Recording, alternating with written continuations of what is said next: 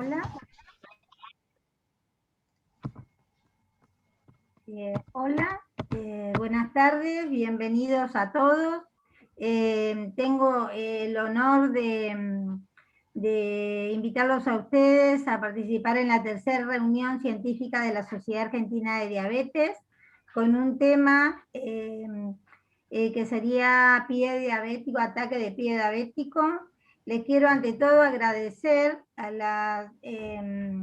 los miembros del comité por participar acá, a las 4 sociedades, pero antes quiero agradecer a la doctora Lapertosa y a todo el equipo de la comisión directiva por permitirnos estar acá junto con ustedes hablando de un tema de pie diabético que en realidad siempre fuimos como la cenicienta de pie diabético, donde había pocas personas que podían ver este tema, y hoy en día llenamos, fíjense que hay 215 personas en este evento. Quiere decir que todos tenemos las ganas de que nuestros pacientes sigan de pie y que evitar así las amputaciones innecesarias.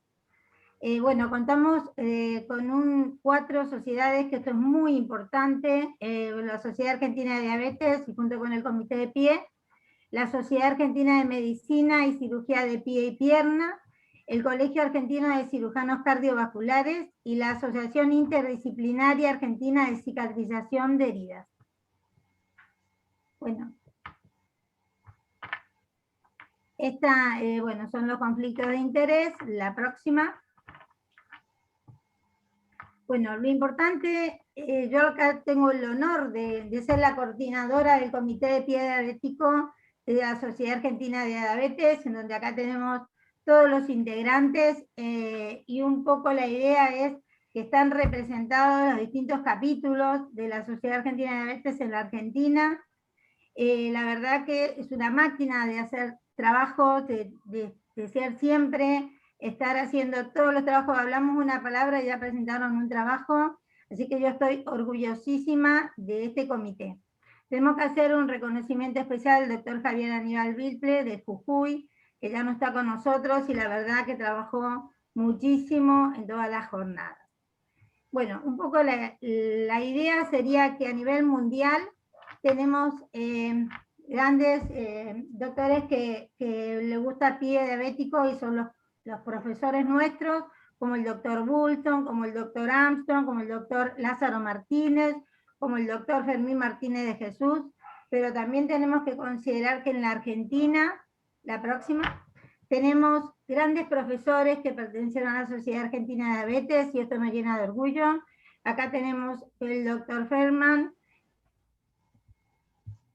el doctor Sosa Almilcar, el doctor Zavala Adolfo, el doctor Antonucci Ricardo, la doctora Calvagno Marta, el doctor Braver Daniel, el doctor Jasinski, la doctora Fuentes, tan importante en la neuropatía y todo lo que trabajaron, el doctor Weidman, el doctor Santillán Carlos, el doctor Maximino Ruiz, en el cual trabajó el doctor Lao Salomón, y yo, que le debo todo lo que estoy al doctor Maximino Ruiz, y eso me enorgullece.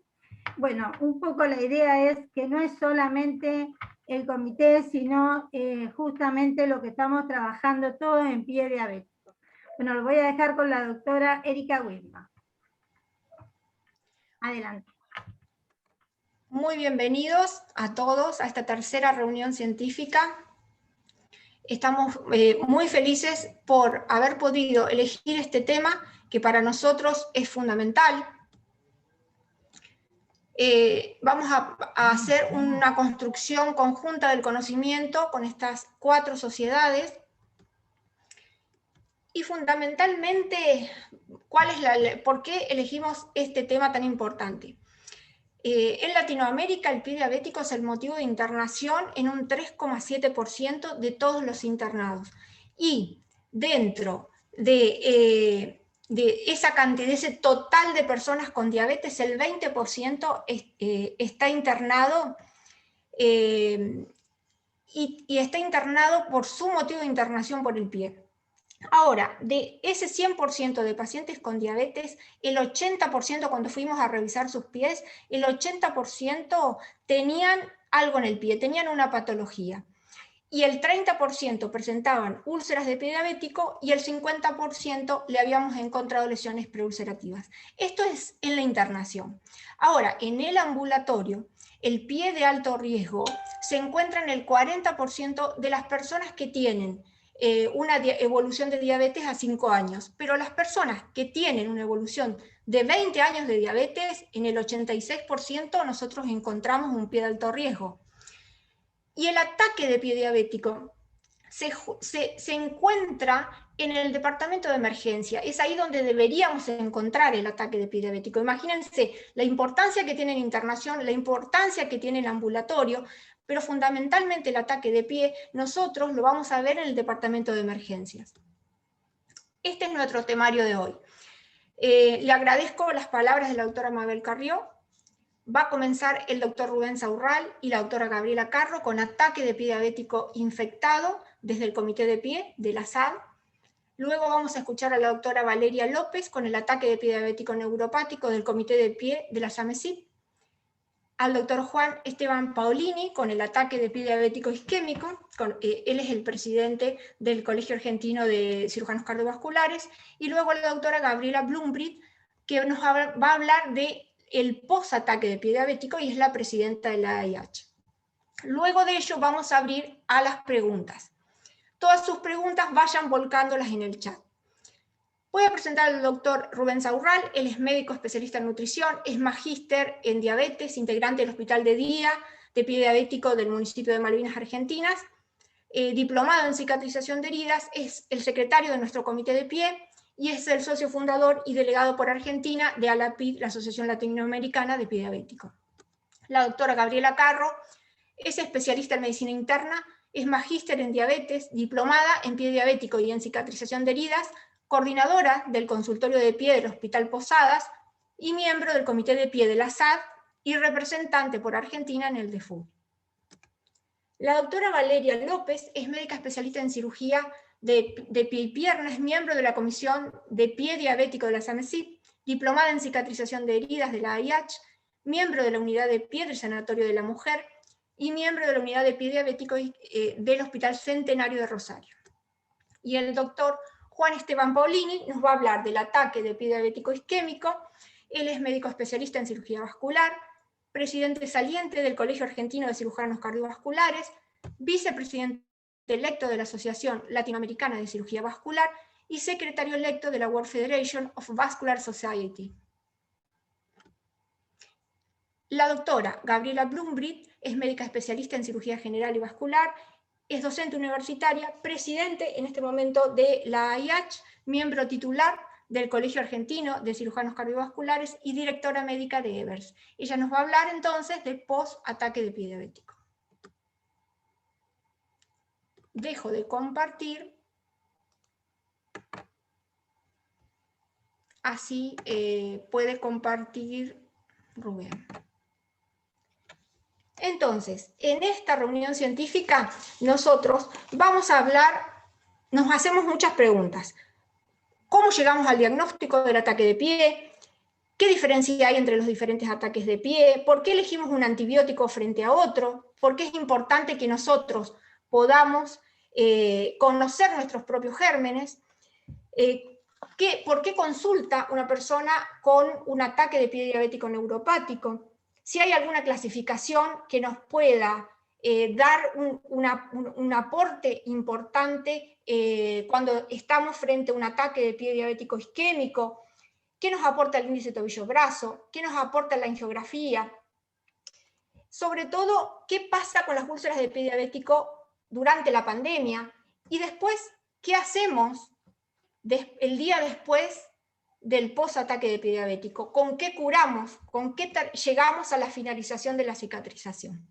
Todas esas preguntas vamos a ir respondiéndolas en el transcurrir con este temario profundo que tenemos, y creo que entre todos vamos a hacer una gran construcción del conocimiento de manera conjunta.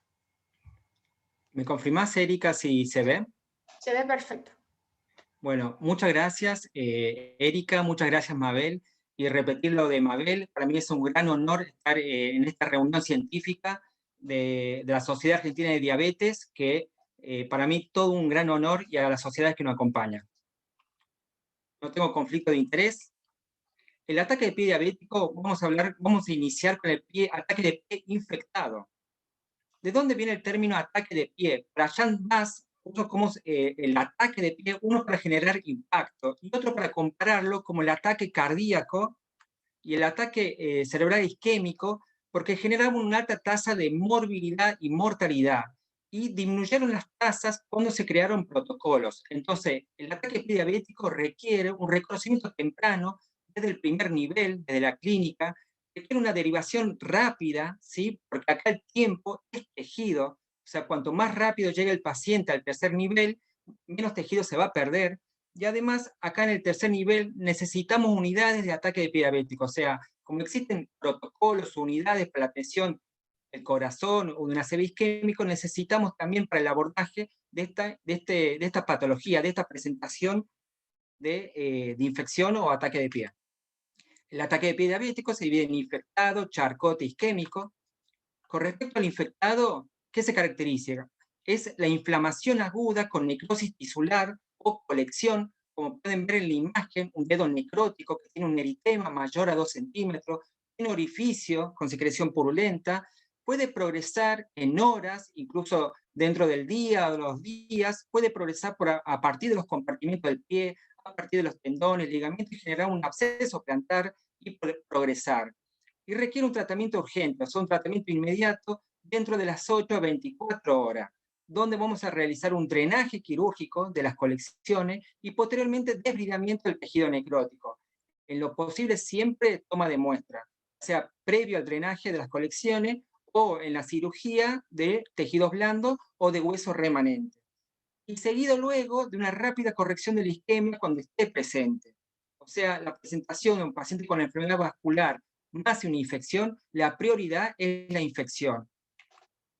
Esto ya estaba descrito en 1884, donde los principios del tratamiento del ataque diabético era el desbridamiento agudo, la descarga y la educación de las personas con un pie diabético. Pueden ver en la imagen cómo progresa un absceso plantar, se realizó una toma de muestra, ¿sí? Punción de pesana, se realizó el drenaje de la colección, se realizó limpieza quirúrgica, ¿sí? Una toilette amplia, luego tratamiento, que esto lo vamos a ver en el post-ataque de pie con Gabriela, y hasta el cierre de la herida, ¿sí? Hasta el cierre de la herida, y posteriormente la importancia del podólogo, ¿sí? Para las ortesis y calzado adecuado y plantillas. Y recordar que no hablamos de curación, en realidad hablamos de remisión, ya que el 40% puede volver a presentar una úlcera dentro del año. Siempre que tenemos la presentación de un ataque de pie diabético infectado, el diagnóstico de infección es clínico, o sea, la presencia de 2 o más signos de inflamación, como es el eritema, el rubor, el calor, dolor o induración, pus o celulitis. Es leve si el eritema es menor a 2 centímetros, afecta el tejido celular subcutáneo superficial. Hablamos de moderada, cuando existe la celulitis ya se extiende a más de 2 centímetros, se puede comprometer el tendón, músculo, puede existir un absceso tisular profundo, puede o no estar afectado el hueso. Y en severo, el paciente que se presenta ya con fiebre, leucocitosis, o sea, una inestabilidad hemodinámica, es sepsis.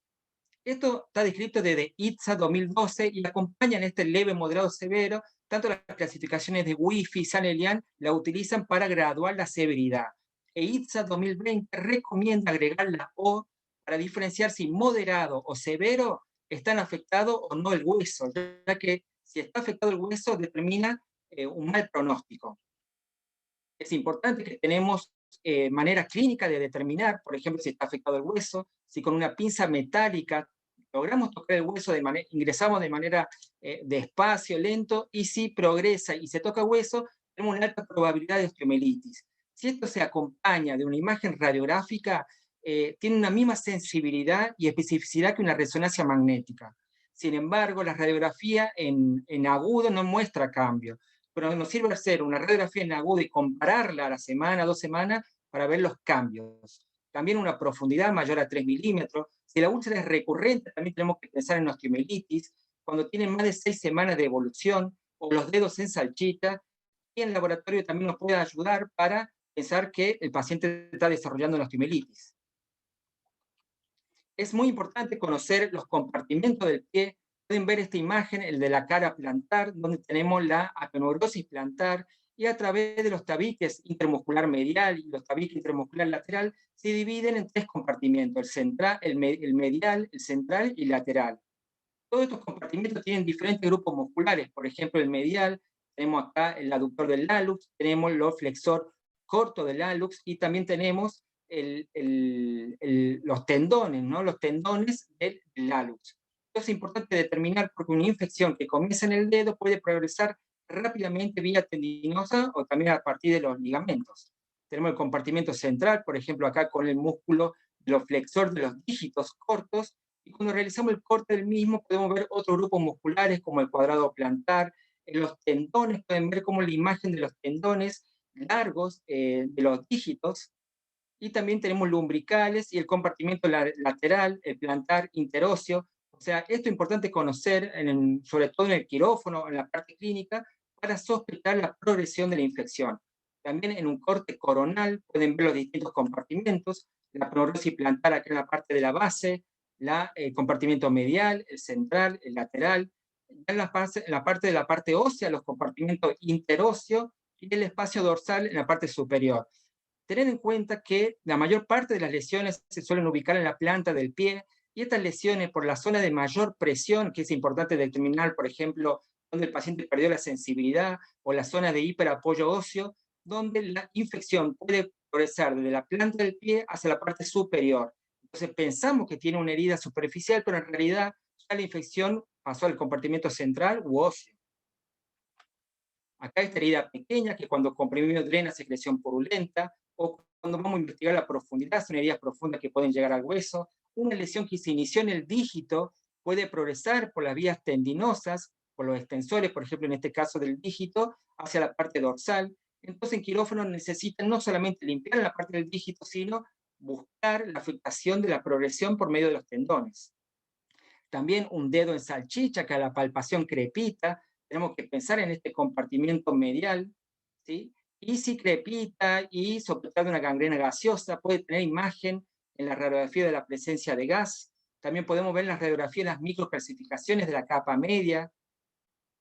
Otro ataque de pie diabético, un paciente que, estas son manifestaciones comunes como ingresan, es un pie que tiene un eritema, quizá le damos antibiótico, el paciente en realidad está realizando un absceso, está afectando los compartimentos, la importancia de drenar, y como pueden ver en la imagen, ¿sí? Se produce un drenaje, y como las infecciones ya tunelizaron, progresaron, un compartimento dorsal o un compartimento plantar, ¿sí? Es importante siempre drenar y el desvidamiento amplio posteriormente en los quirófanos, ¿no? En la unidad de pie. Otro paciente que es internado presentaba fiebre, presentaba leucocitosis, es internado con antibiótico, y habitualmente va elegido el esquema antibiótico, que posteriormente Gaby nos hablará de esto. Presenta eritema, es internado, presenta una imagen ahí radiotransparente que no afecta el hueso, pero el paciente requirió drenaje, antibiótico empírico, antibiótico luego guiado, pero son antibióticos empíricos de amplio espectro, y pueden ver cómo empieza a granular hasta el cierre de la herida, y posteriormente acá trabajar, como les decía anteriormente, con la podóloga, con el desarrollo de plantilla, un calzado adecuado, la descarga, ¿no? Y educación. Otra presentación es de una persona de 50 años que debuta su diabetes con un pie diabético, o sea, él reconoce que tiene diabetes cuando consultó por la herida en el pie, una lesión necrótica que tiene esfacelo, el eritema mayor a 2 centímetros, son todas propiedades de un ataque de pies. Entonces, no solamente tratar la herida, sino el paciente en general, o sea, insulinizar, el control metabólico, estatinas, drenaje de la lesión, las tomas de muestra, en este caso ya la amputación del cuarto dedo, de cabeza metatarsiano, limpieza del compartimento del pie, de los tendones, y lograr este lecho granulante que el paciente, ya con todo el tratamiento médico y local de la herida, permite el cierre. Es importante, recomendamos a partir de este trabajo realizado el año pasado en Argentina, el uso de las clasificaciones para como guía. Este trabajo incluyó Texas, San Elian y Wi-Fi. Texas fue un acuerdo intersocietario que se recomienda para el primer nivel, pero es una clasificación bastante estática, o sea, nos ayuda a decir si está infectada y si está isquémica o si es mixto. Ya San Elian y Wi-Fi nos valoran ya factores pronósticos de amputación y de mortalidad. Por ejemplo, San Elian 18 puntos, que nos habla que tiene el paciente alto riesgo de tanto de una amputación mayor, como los Wi-Fi 3 o 4, que además nos aporta el beneficio de revascularizar, que posteriormente lo vamos a escuchar al doctor Paolini. Acá pueden ver cómo el triage el score de San Elian también adaptado para el ataque de pie diabético. Bueno, el pie diabético, Prashant Bas, que el creador del término, nos habla que el pie diabético, esto antes del COVID, está en una guerra y es demasiado tarde para retirarse. Es lo que sentimos los médicos cuando estamos en el tratamiento. A veces son pacientes que tienen bajos recursos económicos y heridas severas que requieren un tratamiento prolongado, y estamos ahí en la trinchera intentando de salvar ese pie, salvar esa vida y evitar amputaciones mayores. A continuación, le presento a Gabriela Carro, y ella va a continuar con el tratamiento del ataque diabético, sobre todo la importancia del tratamiento antibiótico. Gabriela. Bien, ¿se ve mi presentación? Perfecto, Gaby. Bueno, tampoco tengo conflictos de interés para la presentación. Les recomiendo a todos, si quieren ir a leer sobre este tema, hay un artículo que hicimos desde el Comité de Pie Diabético, está publicado en la revista Medicina del año pasado, y que es una revista que está indexada en PubMed, así que está en castellano, si quieren ir a leerlo está bastante lindo. Bueno, con respecto y continuando con lo que decía Rubén sobre el ataque de pie diabético infectado, recuerden que es un pie que está agudamente infectado, con mucho riesgo de perder tanto tejido como el miembro, como también la vida. ¿Sí? Entonces, este tipo de pies que tienen contenido purulento, drenajes, necrosis, hay que internarlos como primer punto. ¿Sí? Pueden ser pacientes que tienen síntomas solapados, por ejemplo, no tienen fiebre, no tienen mucha leucocitosis, no le dicen que ni siquiera tienen dolor, no tienen chucho de frío, entonces muchas veces pasan en el triage de la guardia como que es algo bueno, que le damos antibiótico y lo mandamos, y ese lo mandamos son 6, 7, 24, 48 horas que tal vez el paciente está con una infección, con un síndrome compartimental, porque lo que hace el contenido purulento en esos compartimentos que mostró Rubén es generar aumento de la presión, y ese aumento de la presión, por más que el paciente tenga pulso, genera una necrosis distal, ya que los dedos tienen una circulación terminal. Tratamiento del medio interno, generalmente tienen hiperglucemias, pueden tener hiponatremias, y lo que se puede ver en el laboratorio es una PCR elevada y tal vez algo de leucocitosis, o no, tal vez no tienen ni siquiera leucocitosis. El tratamiento antibiótico debe ser de amplio espectro, ahora vamos a charlar, y lo más importante es el abordaje quirúrgico temprano, drenar las colecciones, realizar las amputaciones menores correspondientes, debridamiento extenso y exploración de espacios y vainas tendinosas. Por ejemplo, en el caso del pie de la izquierda, lo que tenemos es que las colecciones y el contenido purulento suele transcurrir a través de las vainas tendinosas, que son avasculares y acelulares. Entonces, generalmente uno puede ir adivinando hacia dónde, digamos, va la infección, y el traumatólogo tiene que ser lo suficientemente avisado como para poder explorar bien los compartimientos y poder drenarlos. Fíjense, esto es úlceras transfixiantes que van de un lado hacia el otro del pie, entonces cuando uno los ve sabe que tienen afectado un compartimiento, y fíjense que en general tienen un sufrimiento del dedo, ¿sí? Un sufrimiento isquémico. Estos pacientes todos tienen pulso en general, ¿sí? Pueden estar combinados, digamos, con isquemia, pero lo que estamos mostrando ahora, que es pie diabético infectado puramente, tiene pulso. Entonces lo que prima acá es desbridar, abrir y sacar el dedo que está afectado y todo el tejido que está necrosado. Entonces, estos pacientes, a partir de este estudio del doctor Prashant Bas, también del año pasado, lo que vimos es que tienen una altísima mortalidad, 23% como endpoint primario y 40% a los 18 meses. Así que urge tratarlos con antibiótico endovenoso de amplio espectro, hacer los drenajes de las colecciones y después tratarlos para poder cerrar su herida. Fíjense, estos son dos ejemplos de úlceras que transcurre la infección a través de los tendones. Si uno no la trata rápidamente y no la desbrida, lo que suele pasar es que tal vez se hace un cortecito, se drena un poco de pus, pero la verdad que lo que hay que hacer es ir hacia los tendones, en este caso son los peroneos, pero también pueden ir por los tibiales posteriores hacia la pierna, y hay que hacer un drenaje amplio con una toalette muy amplia para poder evitar que esa infección siga transcurriendo más arriba. Eso es una urgencia, ¿sí? Bien, lo que podemos ver acá es un paciente que tenía un pie diabético con una infección de pie diabético, un ataque agudo, que lo que primó es la infección, o sea, hay que hacer una toilette y sacarle el dedo en ese momento y todo el tejido desvitalizado. Si después el paciente tiene isquemia, bueno, habrá que revascularizarlo. Este dedo, por ejemplo, después se le terminó sacando, digamos, pero fíjense que con pulso generalmente esos pacientes tienden a granular. Tiene que ser rápido. Si esto no es rápido, sigue necrosando el resto de los dedos y después ya no queda tejido ni queda pie para poder mejorarlo. Este es otro paciente también que venía con un ataque de pie diabético agudo, se drenó, siguió con algo de tejido necrótico, pero lo fuimos desbridando y finalmente se hizo bomba de presión negativa, que después es uno de los tratamientos que va a nombrar Gaby, y este paciente cerró y sigue con el pie puesto, digamos, ¿sí? Cuando uno hace un desbridamiento quirúrgico, lo que tiene que tratar de hacer es tomar una biopsia de tejido o un curetaje de fondo de la herida o una muestra de hueso remanente, como en este caso el paciente, y prestar atención a que el huesito de al lado también puede estar infectado, ¿sí? Cuando queda infección en hueso remanente, el tratamiento con antibióticos es de 3 a 6 meses y se va controlando con eritro y PCR. Entonces, internar siempre estos pacientes, ¿sí? No se van a la casa, se internan. Control metabólico de la glucemia, de los electrolitos, fiebre que en general no tienen y sigue su función renal. Y tratamiento antibiótico de amplio espectro con cobertura para gram negativos, ¿sí? 23% endpoints se mueren estos pacientes, entonces hay que tratarlos agresivamente con antibióticos de amplio espectro. Y tienen síntomas solapados, no olvidemos eso, ¿sí? ¿Qué es lo que dice la ITSA, digamos, acerca del tratamiento antibiótico? La ITSA lo que hace es tiene una conjunción de lo que son infecciones moderadas con infecciones graves. Las infecciones graves son los que tienen fiebre, leucocitosis, síntomas de sepsis, que como ya dijimos, estos pacientes en general no suelen tenerlos. Entonces, para la ITSA, la infección moderada puede ser este dedo en salchicha, que no tiene ningún peligro agudo de perder la pierna ni la vida, y también esta infección grave. Entonces el espectro antibiótico que maneja la ITSA es muy variable, o sea, puede indicar desde ceftriaxona sola hasta vancomicina con piperacilina tazobactam hasta moxiclabulánico, ¿sí? Entonces, lo que nosotros aconsejamos es antibiótico de amplio espectro, ¿sí? Porque es un paciente que está en riesgo de perder el pie y de perder la vida, ¿sí? Por ejemplo, este trabajo lo hicimos nosotros en el Hospital Posadas en 2015, en el cual encontramos que los pacientes que se internaban tenían mucha más prevalencia de gram negativos, un 40 o 42% en la guardia de internación versus un 24% en el consultorio, o sea, tienen mucha más cantidad de gram negativos.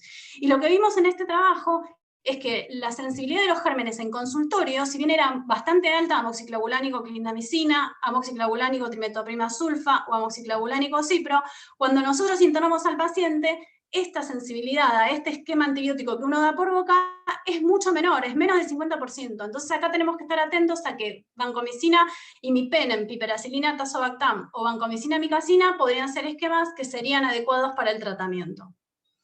Este es otro trabajo que también hicimos en el Hospital Posadas, en el cual vimos cómo aumentaron desde 2015 a 2018 las infecciones por gram negativos en los pies diabéticos. Viendo esto, hicimos este otro trabajo que se publicó el año pasado, en el cual vimos, bueno, son 383 muestras de 17 centros de 4 países, entre los cuales participó Argentina, Guatemala, Chile y El Salvador, en la cual vimos que cualquiera sea la gravedad de la infección, nosotros tenemos en Latinoamérica una alta prevalencia de bacilos gram negativos, ¿sí? Y que son bastante resistentes, como verán en el cuadro de abajo, a todo lo que es por boca. Fíjense, AMS el 26% solamente sensible, a trimetoprima sulfa el 47% sensible, a ciprofloxacina el 49% sensible. Entonces, el paciente está por perder la pierna, seamos agresivos con el tratamiento, ¿sí? Por lo menos para cubrir bien los gram negativos, ¿sí? Banco pipertazo, banco imipenem.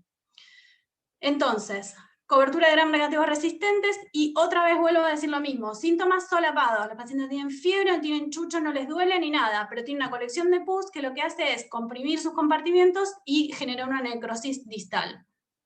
Bueno, este es mi hospital, les agradezco mucho por la invitación. Muchas gracias Gaby, muchas gracias Rubén. Ahora vamos a escuchar a la doctora Valeria López. Ella nos va a hablar del ataque de pie diabético neuropático. No sé si pueden ver mi pantalla ahí. Sí, ¿verdad? Sí, se ve perfecto. Bueno, sí, perfecto. Buenas tardes, gracias de nuevo por la invitación. La verdad que para mí es un orgullo poder estar representando a mi sociedad. No tengo ningún conflicto de interés vinculado con esta presentación, y el tema que me toca hablar es sumamente amplio, entonces me voy a circunscribir a una serie de objetivos Vamos a hablar someramente de la definición, pero sí vamos a hablar de las herramientas para el diagnóstico. Vamos a hablar de la importancia del diagnóstico temprano, de cómo nos aproximamos nosotros los traumatólogos a la lógica de tratamiento, cuáles son las indicaciones, qué rol tiene el equipo interdisciplinario y cuáles son las condiciones asociadas que tenemos que pesquisar en estos pacientes. Probablemente esto que yo diga ustedes ya lo conozcan, es la definición de artropatía de Charcot o de ataque de pie diabético neuropático. Es una condición que afecta principalmente al pie y al tobillo, que está caracterizada por inflamación, aumento de la lisis ósea, la aparición de fracturas alrededor de la articulación y el colapso de las mismas, y que necesita sí de un paciente neuropático. Probablemente haya un subregistro de la artropatía de Charcot y del pie neuropático en particular, entonces la prevalencia publicada en la bibliografía es bastante dispar. El paciente con un ataque de pie neuropático, con una artropatía de Charcot, es un desafío en sí mismo, porque normalmente son pacientes obesos, en donde manejar la descarga de peso que es necesaria para el tratamiento es sumamente complejo, que tienen un número de comorbilidades que muchas veces están no bien atendidas, que tienen un pobre de potencial de curación. Son pacientes que tienen algo de inmunocompromiso y que tienen un altísimo riesgo inherente a esta condición de ulcerarse. La realidad es que hoy probablemente la mayoría de los ataques de pie diabético neuropático y de las Charcot que vemos son pacientes diabéticos, pero en cualquier condición que pueda cursar con neuropatía periférica, esta patología pudiera presentarse. Y como ustedes probablemente también sepan, la patología, la neurotropatía de Charcot, tiene un inicio, tiene una fase de desarrollo, decir que tiene una fase activa, una fase destructiva y una fase de curación, y esto es lo que determina los diferentes estadios que pueden leer en cualquier artículo sobre esta patología en particular. Y esto no es más que decir que hay un trauma, que no siempre es un traumatismo, pero sí un gatillo traumático probablemente, que determina fracturas alrededor de la articulación, y esas fracturas son las que en última instancia van a determinar la deformidad, y esto en un hueso sumamente osteopénico que es típico en el paciente diabético. El gatillo del inicio de la neuroartropatía de Charcot puede ser un trauma menor, y un trauma menor puede ser caminar con un zapato inadecuado. No necesitamos un traumatismo de alta energía, puede ser la presencia de una úlcera previa, la cirugía reciente, y esto lo vemos en algún número de pacientes luego de cirugías ortopédicas o de cirugías traumatológicas. La osteomielitis puede ser un gatillo para el Charcot, y hay que prestar especial atención a estos pacientes, a los pacientes que debutan con un Charcot en el contexto de una osteomielitis. Ya vamos a hablar de ese caso particular un poco más adelante, y puede darse también en el contexto de la hiperemia post-revascularización. Lamentablemente, la mayoría de nuestros pacientes con neurotropatía de Charcot llegan tarde a la consulta, llegan cuando la deformidad y la úlcera ya están instaladas, pero sí debemos estar muy atentos a que un número de estos pacientes pueden recurrir, como vimos en la foto con dolor. Durante mucho tiempo se sostuvo la idea de que los pacientes con Charcot no tenían dolor, y la realidad es que hay reportes de hasta un 50% de pacientes con dolor en el momento de la consulta inicial, y un grupo mucho menor de pacientes van a venir con el antecedente del trauma. ¿Dónde puede estar ubicado el Charcot? La realidad es que la enorme mayoría de los pacientes van a tener el Charcot ubicado en las articulaciones de Chopard y Frank, o sea, en el medio pie. El tobillo se lleva un porcentaje un poco menor y un pronóstico también bastante más complejo. Puede también estar ubicado en las articulaciones metatarsofalángicas, no es lo más frecuente de ver, pero puede suceder. Y hay una variante tipo fractura por insuficiencia del calcáneo. Esto también es neuroartropatía de Charcot en los pacientes diabéticos. ¿Qué vamos a ver en las radiografías? ¿Cuáles son nuestras armas para el diagnóstico, además de la clínica? Bueno, la radiografía nos va a mostrar un número de características que se van a expresar más tardíamente que el inicio clínico de la patología. Pero podemos ver debris periarticular, vamos a ver un hueso que está sumamente osteopénico, ustedes lo van a ver como bastante transparente, vamos a ver signos de destrucción, de colapso periarticular. Avanzada un poco más la enfermedad, vemos algunos signos de proliferación, hay crecimiento de hueso por aposición, y en los márgenes de las articulaciones el hueso se ve como mucho más blanco, y puede haber también algunos cambios atróficos. Esto, que es una paciente que consultó a la guardia con una clínica, como les digo, prácticamente indistinguible de una celulitis, edema, eritema, algo de dolor, había caminado con una chancleta unas horas, Y para quien está acostumbrado a ver una placa de pie, esta articulación tiene algo raro al menos. Este es el perfil de esa misma paciente, y ustedes ven cómo está luxado hacia el dorso, la base del primer metatarsiano. Esto es un Charcot agudo, esto no es una luxofractura. Esto es un ataque de pie neuropático agudo. Vemos más avanzada la patología, cómo hay crecimiento óseo, cómo hay una alteración de la arquitectura profunda, y esto puede pasar en varias articulaciones en el mismo momento, afectando incluso de manera sincrónica al tobillo, al mediopié, al retropié. Nuestra arma probablemente primaria en el momento del diagnóstico del Charcot es la resonancia, es probablemente junto con las radiografías, pero el primer estudio que pedimos, y lo que vamos a buscar es edema yuxtaarticular o edema subcondral. Esto es en los márgenes de la articulación, que va a tener mucha menos representación en las secuencias que no son fluidosensibles, en el T1, en el T2, a diferencia de lo que pasa con la osteomielitis. Y a medida que va progresando la patología, va a aumentar el monto de edema en los márgenes de la articulación y, por supuesto, pudiera aparecer la deformidad. Los traumatólogos solemos pedir tomografías dependiendo de si este Charcot va a ser de tratamiento ortopédico o quirúrgico, pero lo que nos da es una idea tridimensional de la disposición ósea, sobre todo en el mediopié y en el retropié. Y lo que muchas veces buscamos es si hay algún hueso que está por debajo del plano de apoyo, porque sabemos que esto va a ser una impresión en la planta, va a ser una úlcera por decúbito, y que ahí algún procedimiento seguramente tengamos que hacer. Esta deformidad que se llama rocker bottom o mecedora es sumamente frecuente en los pacientes con Charcot. Las reconstrucciones volumétricas nos pueden dar una idea un poco más cabal cuando hay afección de múltiples articulaciones de qué extensión de afección estamos hablando. ¿Hay algún lugar para la medicina nuclear? La realidad es que el PET-CT, que probablemente sea un estudio relativamente útil porque nos habla de captación metabólica en una imagen topográfica, seguramente tiene algún lugar en el diagnóstico del Charcot, sobre todo en algunos casos muy puntuales. La realidad es que todavía en nuestro medio es un estudio sumamente complejo, sumamente caro de obtener, con lo cual por ahora su lugar tiene solamente valor científico. Me voy a adelantar a una pregunta que habitualmente surge, que es cómo distinguimos en las imágenes una osteomielitis de un Charcot. Cuando uno está empezando a entrenar el ojo, la realidad es que parecen prácticamente indistinguibles. Y si bien hay unas características que le corresponden a cada uno, en la práctica esto no es tan sencillo. Pero a grandes rasgos, la osteomielitis es más patrimonio del antepié, hay un edema más difuso que ocupa todo el cuerpo del hueso, generalmente se corresponde con la lesión trófica si es que esta está presente, y hay además tractos y colecciones que en el Charcot no vamos a encontrar. El Charcot, como les dije previamente, es más frecuente en el mediopié. El edema debería localizarse más por debajo de las articulaciones, acompañándose a veces de trazos de fractura que pueden estar, por supuesto, desplazados, y con la inmovilización vemos cómo ese edema en la resonancia se va apagando. Cuando ustedes ven estas imágenes, esto es un Charcot, claramente, fíjense cómo el astrágalo está desvinculado del lugar donde debiera estar, que es por encima del calcáneo, pero ven este edema que es sumamente extenso en el calcáneo, y ni hablar cuando ven esta imagen de la derecha de mi pantalla. Esto es un tracto, esto es un absceso que está buscando el exterior. Acá tienen que pensar necesariamente en qué puede cohabitar el Charcot con una osteomielitis. Y la realidad es que cuando no es una cosa o la otra, sino que es una cosa y la otra, tenemos una situación que verdaderamente es catastrófica.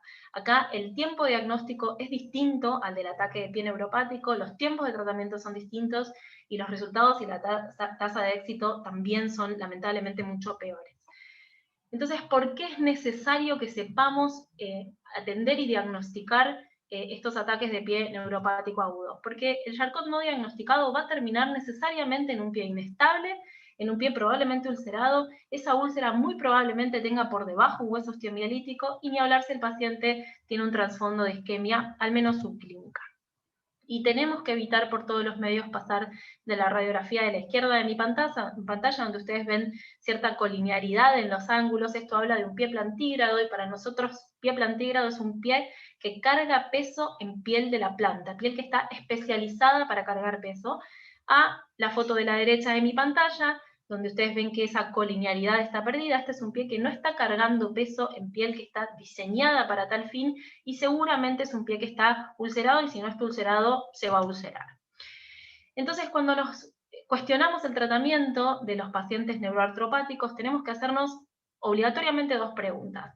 Si llevada a cabo la reconstrucción con éxito, este paciente va a tener una buena calidad de vida en el largo plazo, y si la respuesta es sí, si esta calidad de vida va a ser mejor que la de un paciente que se tiene que poner algún dispositivo complejo de descarga, o mejor que la de un paciente amputado. Si la pregunta es sí, entonces tenemos que cambiar nuestra métrica habitual de tratamiento, en donde los objetivos eran solo preservar el miembro, sin preocuparnos demasiado por la funcionalidad, a nuestra nueva métrica de tratamiento, que es obtener un pie libre de lesiones, en un paciente que pueda deambular por fuera de su domicilio, que se pueda calzar zapatos comerciales, y entonces muy probablemente nuestro paciente necesite de algún gesto quirúrgico. Independientemente de cuál va a ser el tratamiento en el corto y en el mediano plazo, el diagnóstico de Charcot es igual a descarga, independientemente del estadio en donde lo diagnostiquemos. La literatura nos habla de una serie de dispositivos que están especialmente diseñados para la descarga en pacientes con Charcot. La realidad es que en nuestro país esto es complejo de construir o de conseguir, entonces nos tenemos que valer de lo que sí tenemos, de la bota Walker, sobre todo para los Charcot que están localizados en el antepié, de algunas inmovilizaciones un poco más sofisticadas, si el Charcot está localizado en el tobillo o en el medio pie, o de la silla de ruedas si tenemos un paciente que no puede descargarse por otro.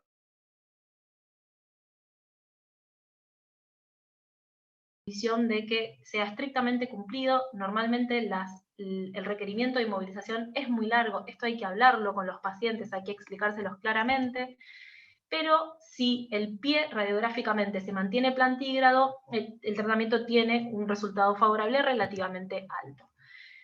¿Cuáles van a ser las indicaciones del tratamiento quirúrgico? Bueno, la deformidad que no pueda ser acomodable en algún dispositivo de redistribución de la carga, aquellas deformidades que conlleven una úlcera que no curan o que recurren, los pies inestables y lo que les decía del apoyo en piel de carga.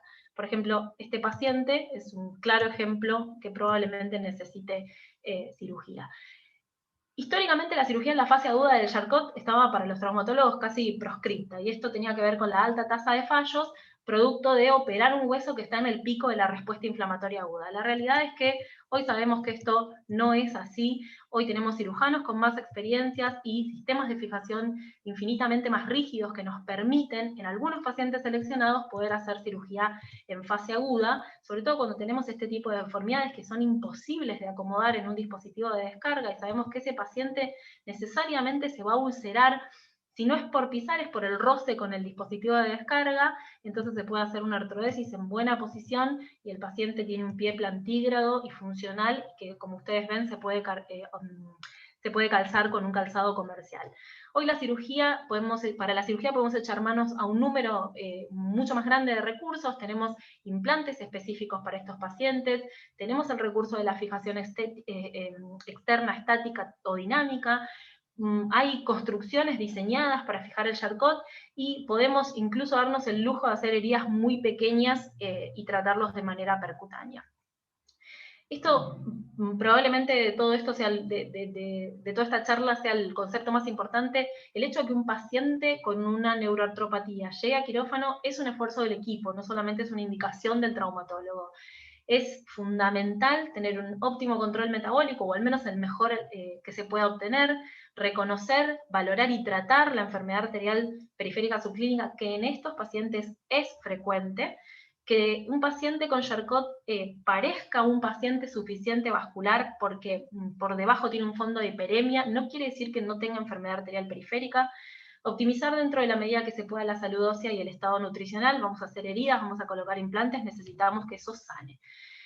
Rehabilitar preoperatoriamente al paciente, si tenemos forma de hacerlo, es siempre una buena idea, porque le vamos a dar herramientas para el desplazamiento posquirúrgico, y charlar de las expectativas tanto del médico como del paciente, incluyendo al grupo familiar, es parte de los cuidados perioperatorios. Intentamos sí ser bastante estrictos con el control metabólico en aquellos pacientes que lo permiten.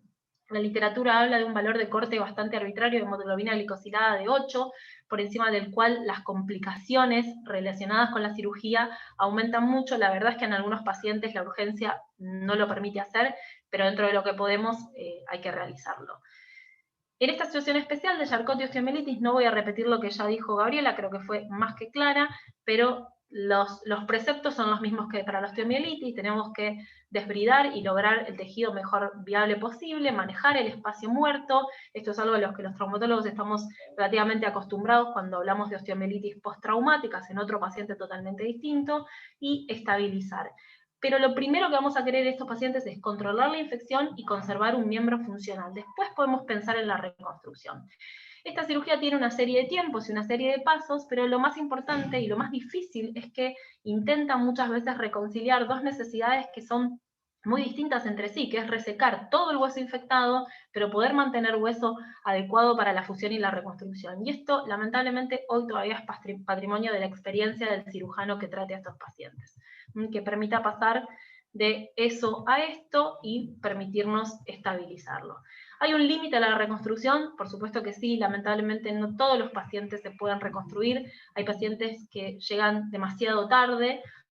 ¿Cuál paciente probablemente no sea un candidato a la reconstrucción? Bueno, aquel paciente que tiene un Charcot concomitante con una osteomielitis muy extensa, el paciente que tiene mucha respuesta inflamatoria sistémica o que está séptico al momento de la presentación, o que tenga un mal estado general, o aquel paciente que no esté dispuesto al larguísimo camino que probablemente le quede por delante, o aquel que no tenga acompañamiento familiar.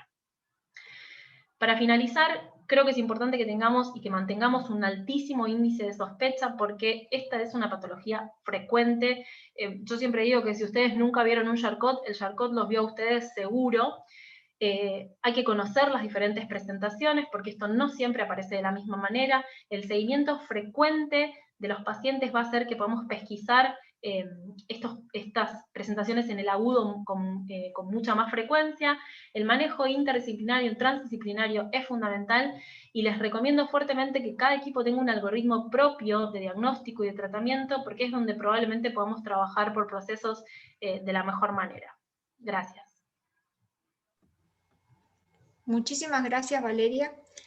Les cuento que en este momento tenemos 393 personas escuchándote y 75 personas en Face.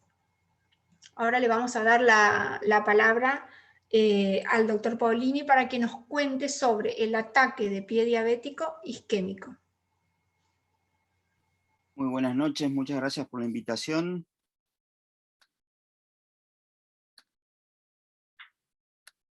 Gracias a la Sociedad Argentina de Diabetes, y a Mabel Carrió, y a todo el grupo, y a Gaby, y a Rubén, por la evangelización que vienen haciendo sobre este tema. Bueno, a mí me tocó hablar sobre ataque de pie diabético isquémico. No tengo conflicto de interés, cada vez tengo más, pero no en este tipo. Y en realidad, honrando al nombre, es decir, el artículo también, y que me extrañó porque yo lo había escuchado hace mucho tiempo, pero sobre todo con los cambios que vivimos, que dejamos de vivir el amor en los tiempos de cólera para pasar el amor en los tiempos de COVID. Y lo que ya dijeron varios presentadores, en realidad, no solo la relación con la amputación, sino con la mortalidad. Fíjense que si bien es un trabajo de hace muchos años, de más de 20 años, ya sabíamos que tenía más mortalidad las complicaciones del pie diabético como de la isquemia crítica de miembros con respecto a los tumores más frecuentes. Pero cuando hacemos una comparación con el resto de las patologías, vemos que la patología del pie diabético y las lesiones propias de estas también tienen muy alta mortalidad. Y lo mismo pasa con las amputaciones, es decir, las amputaciones por encima y por debajo van a determinar el futuro del paciente y el futuro sobre todo de la familia también. Y como les decía, hace más de 10 años yo lo escuché en el Colegio Real de Cirujanos de Londres, y ya hablaban del ataque, y en cierta manera de poner en evidencia, de concientizar a todo el personal médico sobre la importancia que tenía el tratamiento rápido del pie diabético. Y según vamos a ver la prevalencia, vemos que desde el punto de vista isquémico, quizás es el menor valor dentro de la prevalencia de los pacientes con complicaciones de pie diabético con respecto a lo que es neuropático puro, y sobre todo a la sumatoria cuando es neuroisquémico. Y en tal sentido, lo que sí sabemos como cirujanos vasculares y como angiólogos es que todas las lesiones que tengan muy baja circulación no van a cerrar, se van a incrementar, se van a agravar, se van a necrosar y se van a engangrenar. Tal es así, y otro de los puntos, que también teníamos grandes problemas cuando nosotros hacíamos grandes revascularizaciones y los pacientes andaban mal, porque sabíamos que los pacientes, si no les tratábamos la infección rápidamente, esos pacientes también se iban a complicar y lo mínimo iba a ser una amputación. Y el pensamiento que teníamos como cirujanos vasculares nos limitábamos a la anatomía, a la fisiopatología, a la clínica y a lo quirúrgico, y muy posiblemente, y la mayoría de las veces, nos olvidábamos en lo que piensa el paciente, que son preguntas simples que muchas de las veces no podemos contestar. Y estas simples úlceras que se transforman en amputaciones es nuestro gran problema. Y quizás voy a intentar no ser aburrido, pero es cómo ha cambiado desde el punto de vista vascular y el ataque y el pensamiento sobre cómo revascularizar a los pacientes.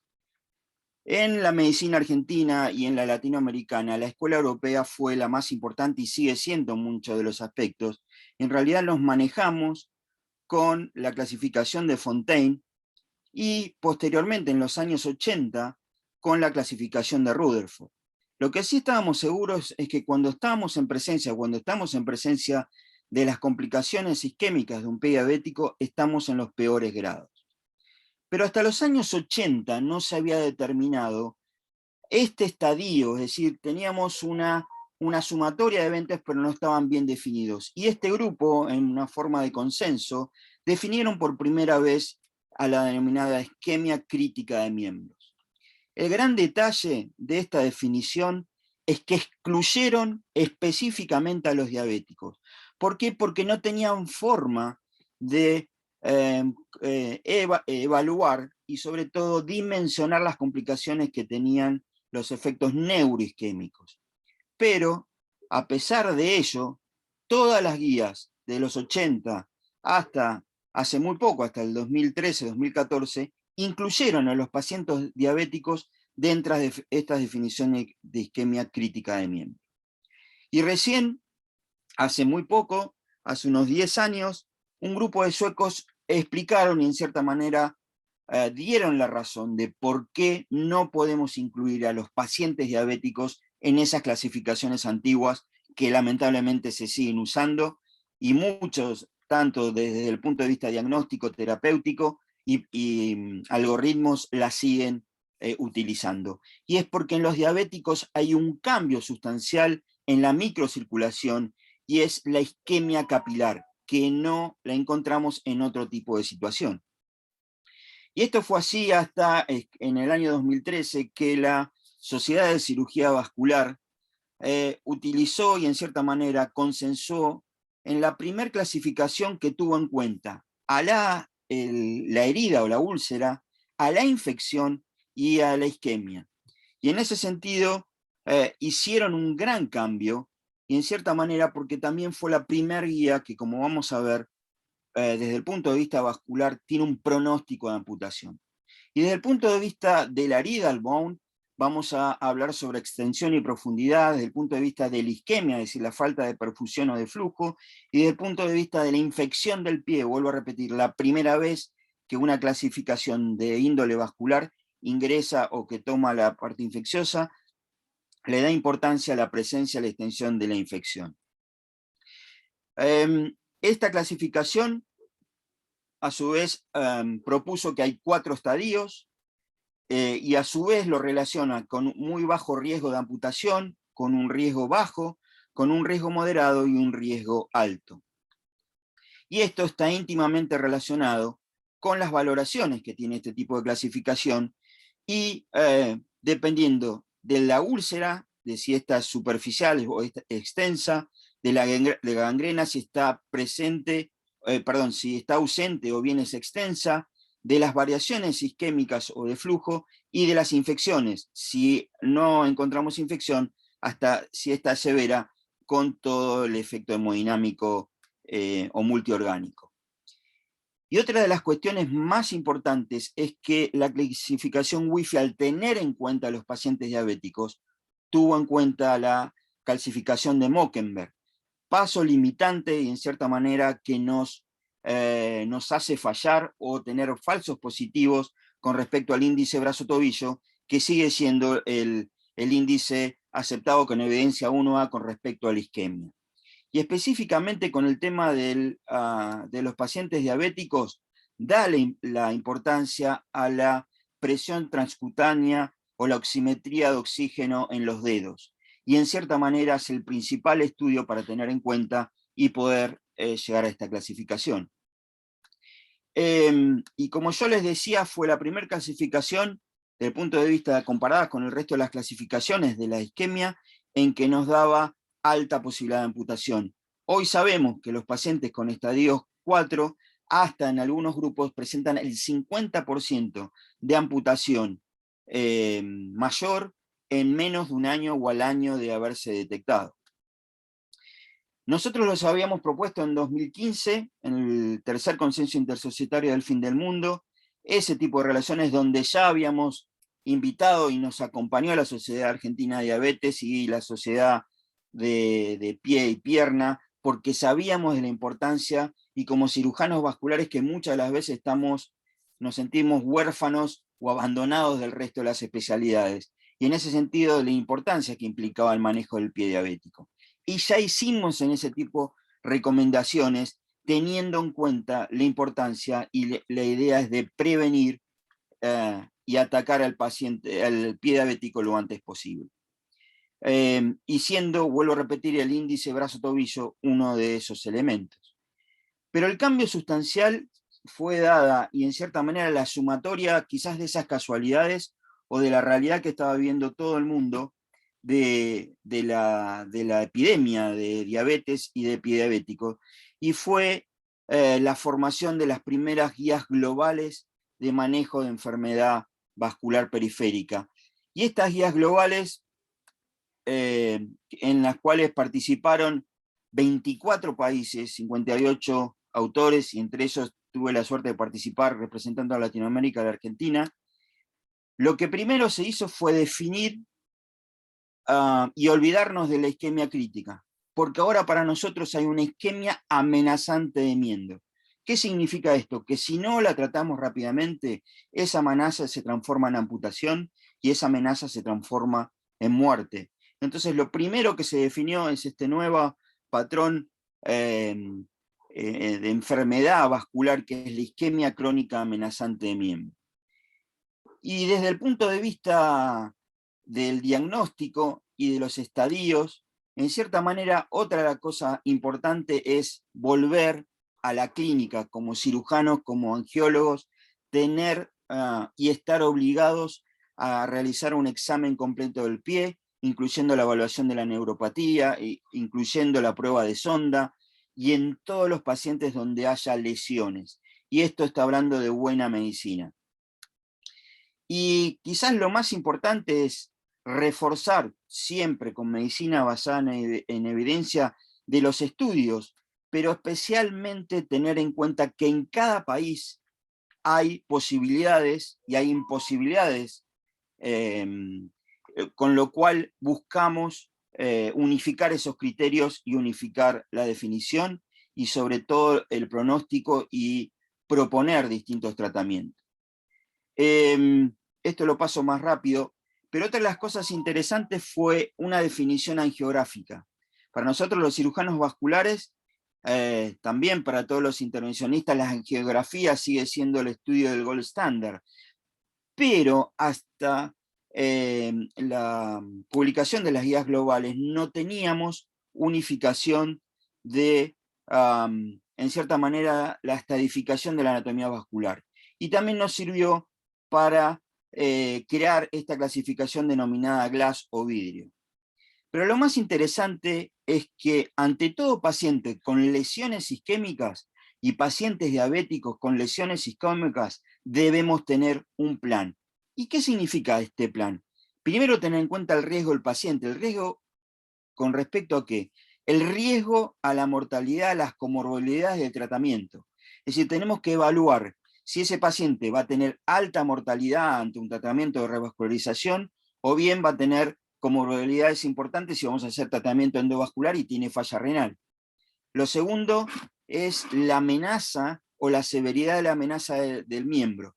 Y no por casualidad, para nosotros el Wi-Fi es esa guía que nos va a determinar la severidad de la amenaza. Y por último, agregar a este patrón anatómico. Es decir, para nosotros cada paciente que llega a nuestra consulta y en situaciones de urgencia tenemos que armar un plan. Con respecto al riesgo, es decir, para nosotros es muy importante saber si ese paciente no va a tener 2 años de sobrevida. Si ese paciente está tan complicado, la verdad es hacerle lo mínimo posible y lo más efectivo. Si ese paciente tiene menor mortalidad o puede soportar cirugías, vamos a intentar por todos los medios de revascularizarlo. En cierta manera, refrendando lo que había publicado el Wi-Fi, distintos trabajos de distintos grupos demostraron que la clasificación tiene alta relación, es decir, los estadías con la amputación. Y como yo les decía, dependiendo de los grupos, vemos que hay un promedio de casi el 25% al año que los pacientes con estadios mayores de Wi-Fi van a ir a una amputación.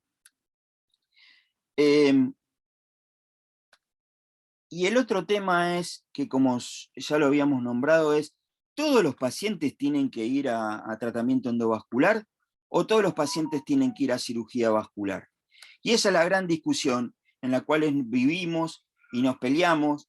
Es decir, pacientes que llegan a hacerse un estudio hemodinámico salen con tratamientos endovasculares y con stent y con aterótomos y con balones con droga, y sabemos que han hecho un gasto y totalmente innecesario porque ese paciente no tiene chance. O al contrario, ese paciente era sano y lo que había que hacerle es debridarle el callo, darle una buena antiagregación, darle muy buenos cuidados del pie y ni siquiera se le iba a complicar la circulación. Y en tal sentido, para nosotros es importante la utilización del GLASS para unificar criterios.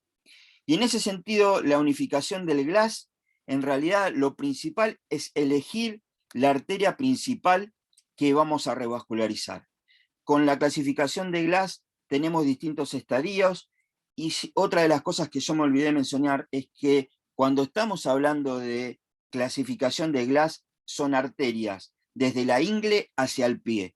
No tiene que ver lesiones ni de la ilíaca ni de la aorta. Es decir, volvemos a repetir, estamos hablando de isquemia amenazante de miembro, sabiendo que la principal enfermedad está dada desde la femoral, desde la bifurcación de la femoral común hacia distal.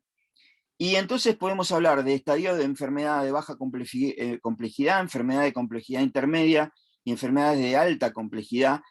Y lo interesante es que cuando nosotros hablamos de estas complejidades, sabemos que a mayor complejidad la falla técnica es mayor y la permeabilidad es menor y hay mayor tasa de amputación.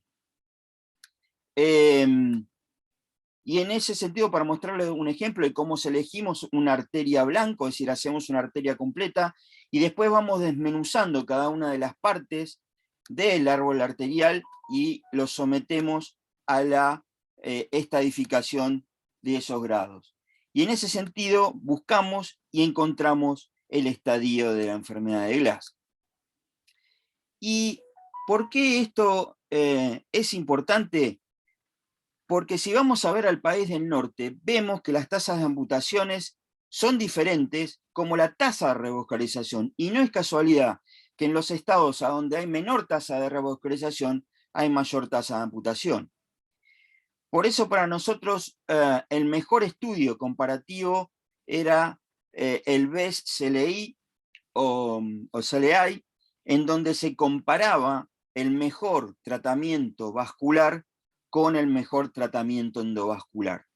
Y hubo un gran problema. Primero, porque no estaban incluidas este tipo de clasificaciones como de las guías globales, y cuando se incluyeron, que es el BEST-CLI-2, se hubo de suspenderse por el problema que hubo con los balones de platicel por la lectura o el metaanálisis que hizo Katsanos.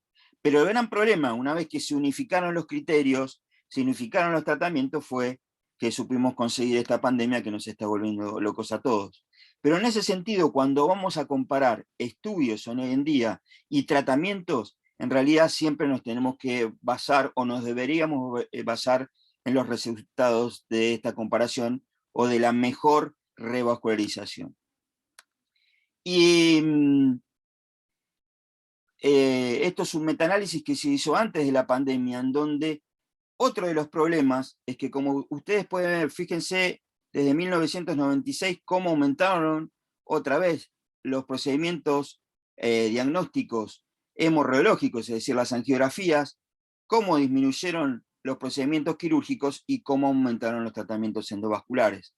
Pero esto no modificó mucho de los cuadros de isquemia, específicamente en los pacientes diabéticos.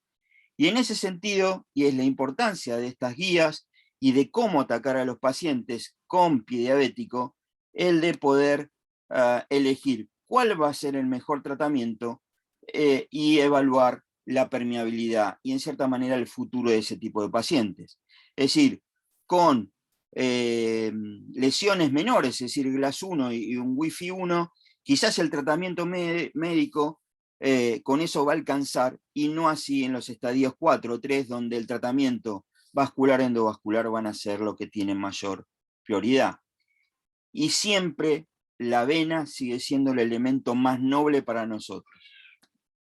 Y en ese sentido, quizás las discusiones cambian mucho cuando vamos pasando de país a país, y sobre todo cuando un cirujano vascular hoy en día, por una cirugía que puede estar entre 4 y 5 horas para hacer un bypass con vena, le pagan entre 7 a 10 veces menos que si hace un hemodinamista, una angioplastía, y aunque sea fallida.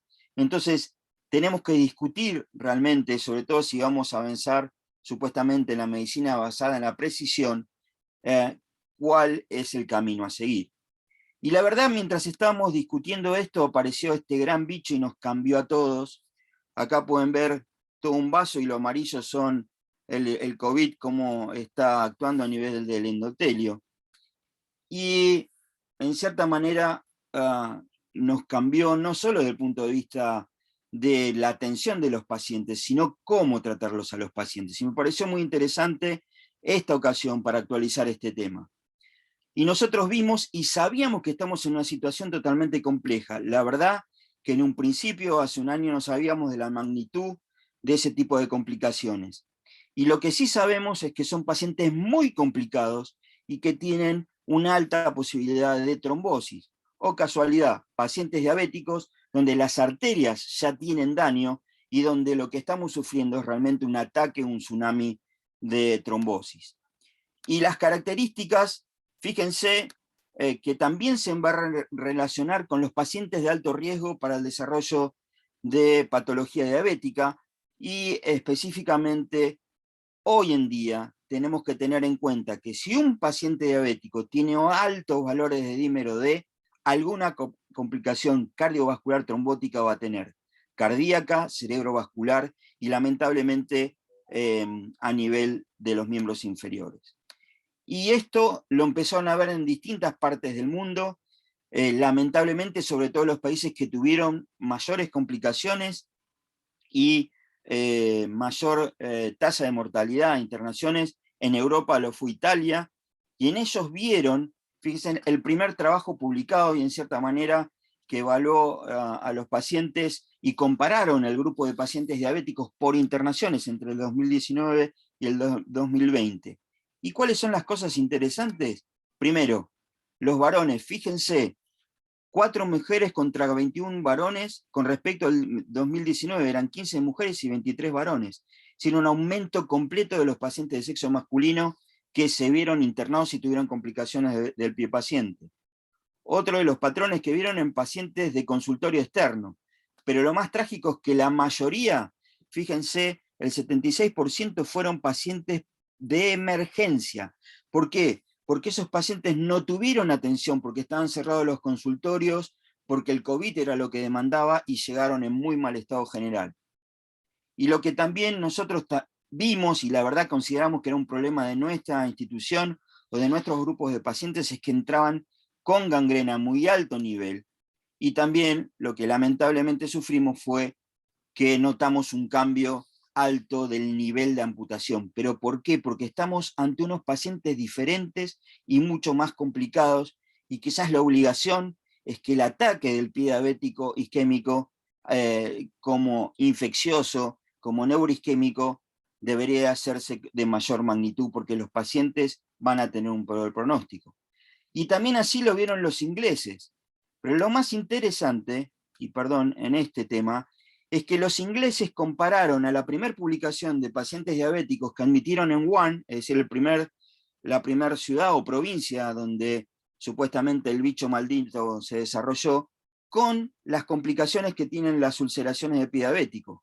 No es casualidad, es que las mismas complicaciones de los diabéticos son las complicaciones que generan los pie diabéticos ulcerados e isquémicos. Y esto pasando a Estados Unidos y al grupo de Joseph Mills, que en realidad Joseph Mills es uno de los que generó el Wi-Fi, y en general, es donde David Armstrong también forma parte de este grupo, y ellos hicieron una evaluación de lo que estuvo pasando entre 2019 y 2020. Y entramos en la misma razón. Fíjense cómo desaparecieron el resto de la patología vascular y cómo aumentó la patología arterial periférica. Y lo endovascular, en cierta manera, disminuyó y aumentó tanto la cirugía abierta como la híbrida. ¿Y esto qué está significando? Que estamos ante presencia de pacientes isquémicos de peor pronóstico y de peor solución. Y lo mismo en Estados Unidos, como en Italia, como en Inglaterra, aumentaron las amputaciones, tanto las mayores como las menores. ¿Y qué nos pasó acá al sur de Bolivia? Nos pasó esto: pacientes que eran tratados por podólogos, o ni siquiera porque tenían los consultorios cerrados, por las guardias, que no le daban importancia. No, esto fue un golpe, esto sí, no, esto se rayó con la parte interna del zapato. Y estos pacientes que vinieron con dolor agudo e isquemia, fíjense toda la eritrodemia posterior, más la zona de cianosis y de casi necrosis, que a pesar de los tratamientos que usamos y de la mayor tecnología que pusimos, terminaron amputados y muertos. Y no sabíamos cuál era la razón, porque el problema fue que, sobre todo en los primeros momentos donde había mucha isquemia, había mucha tardanza para el resultado de los PCR, nosotros llevábamos al paciente y los tratábamos sin saber que eran COVID. En realidad lo que estábamos tratando eran complicaciones del COVID. El Grupo Internacional de Pie Diabético propuso modificaciones en el algoritmo, pero en ningún momento dejó de desconocer la importancia de esto, y remarcó, sobre todo en los pacientes complicados, de una atención precoz y completa. Y volviendo al origen, y a eso de que uno se pone viejo y se acuerda cuando lo escuchó, no ha cambiado mucho. Lo que sí sabemos es cuando hay oclusión de las arterias de los dedos del pie, es decir, las arterias digitales, lo que tenemos que tratar rápidamente, como dijeron todas las doctoras y Rubén, el debridamiento y los antibióticos. Y solo vamos a meternos a revascularizar cuando nosotros tenemos lesiones de arterias importantes y oclusiones largas. Y el concepto, que creo que lo trataron muy por arriba, pero también vino de la mano del pie diabético, que el tiempo es tejido, y perder ese tiempo vamos a perder el pie, y es por eso la necesidad del pie diabético. Y en tal sentido, volviendo a lo que dijo Mabel, a lo que dijo Gaby, Rubén, la doctora traumatóloga, que uno sigue peleando por ir hacia el cero, al cero de las amputaciones, pero lamentablemente esta pandemia, este cuadro nos ha complicado la vida, y tenemos también de esta gente que no sabe ni siquiera cómo tomar un índice brazo-tobillo, o que sigue estacionando a contramano. Es decir, pero nosotros seguimos en la lucha porque sabemos que la batalla solo está perdida si nosotros creemos que está perdida, y necesitamos luchar hasta el final. Así que muchas gracias, y esto es como hoy en día tenemos que tratar a los pacientes de pie diabético, lamentablemente, cómo los tenemos que amputar, y los esperamos para el 19, 20 y 21, que vamos a hacer un manejo de enfermedades vasculares en un centro de alta complejidad en tiempos de COVID. Muchas gracias a todos y espero no haberlos aburrido. Muchísimas gracias, doctor Paulini, muy interesante su charla. Ahora vamos a escuchar a la doctora Gabriela Blumbrich, y Gabriela nos va a contar qué hacemos el día después del ataque de pie. Bueno, Erika, muchas gracias, muchísimas gracias por la invitación a todo el Comité de Pie, a la Asociación de Diabetes, y la verdad que fascinada con todos los disertantes, los felicito a todos, realmente unas ponencias espectaculares. Lo mío va a ser cortito, no tengo conflictos de interés, y como decía Erika, ¿qué hacemos después? Porque sabemos que tenemos que desbridar tejido abundante, ahí perdemos hueso, perdemos músculo, perdemos piel, tejido celular subcutáneo, y qué hacemos con este paciente. Desde ya, una vez que decidimos que hay que resecar la mayor cantidad de tejido posible que esté infectado, reevaluar al paciente desde el punto de vista sistémico, como ya habló Gaby ampliamente, y local, ¿qué hago con esa herida? Para eso tenemos la necesidad imperiosa de formar equipos multidisciplinarios. Los cirujanos vasculares solos no podemos, los traumatólogos solos no pueden, los diabetólogos solos no pueden, el enfermero solo no puede, el kinesiólogo solo no puede. Tenemos que entender que debemos trabajar en equipo, y para eso nos tenemos que poner de acuerdo en las instituciones en las que trabajamos, cuáles van a ser los scores, los algoritmos, las valoraciones de riesgo que vamos a utilizar para poder hablar todos un lenguaje común, desde el que recibe al paciente en la guardia hasta que lo interna en piso, hasta el que lo tiene que operar en quirófano, hasta el que lo tiene que recibir en terapia intensiva. Y siempre volver a lo mismo, reevaluar al paciente desde el punto de vista sistémico y local.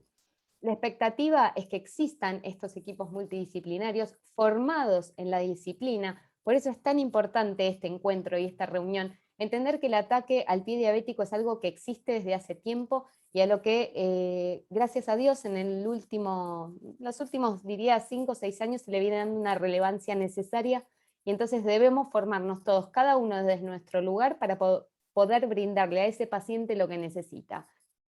La expectativa también es tener acceso en nuestros lugares de trabajo a terapias avanzadas, a poder contener a ese paciente o a su familiar y a poder brindar calidad de atención. Cuando hablamos de equipos multidisciplinarios formados, tenemos que hablar de saber quién debe hacer qué cosa en qué momento. Esa persona debe saber qué es lo que tiene que hacer, además de cómo hacerlo, y saber cuándo hacerlo, el timing. Porque a veces nos parece fácil, y como decían, ¿no? Los escuché a todos hablar de lo mismo, digo, llegamos tarde.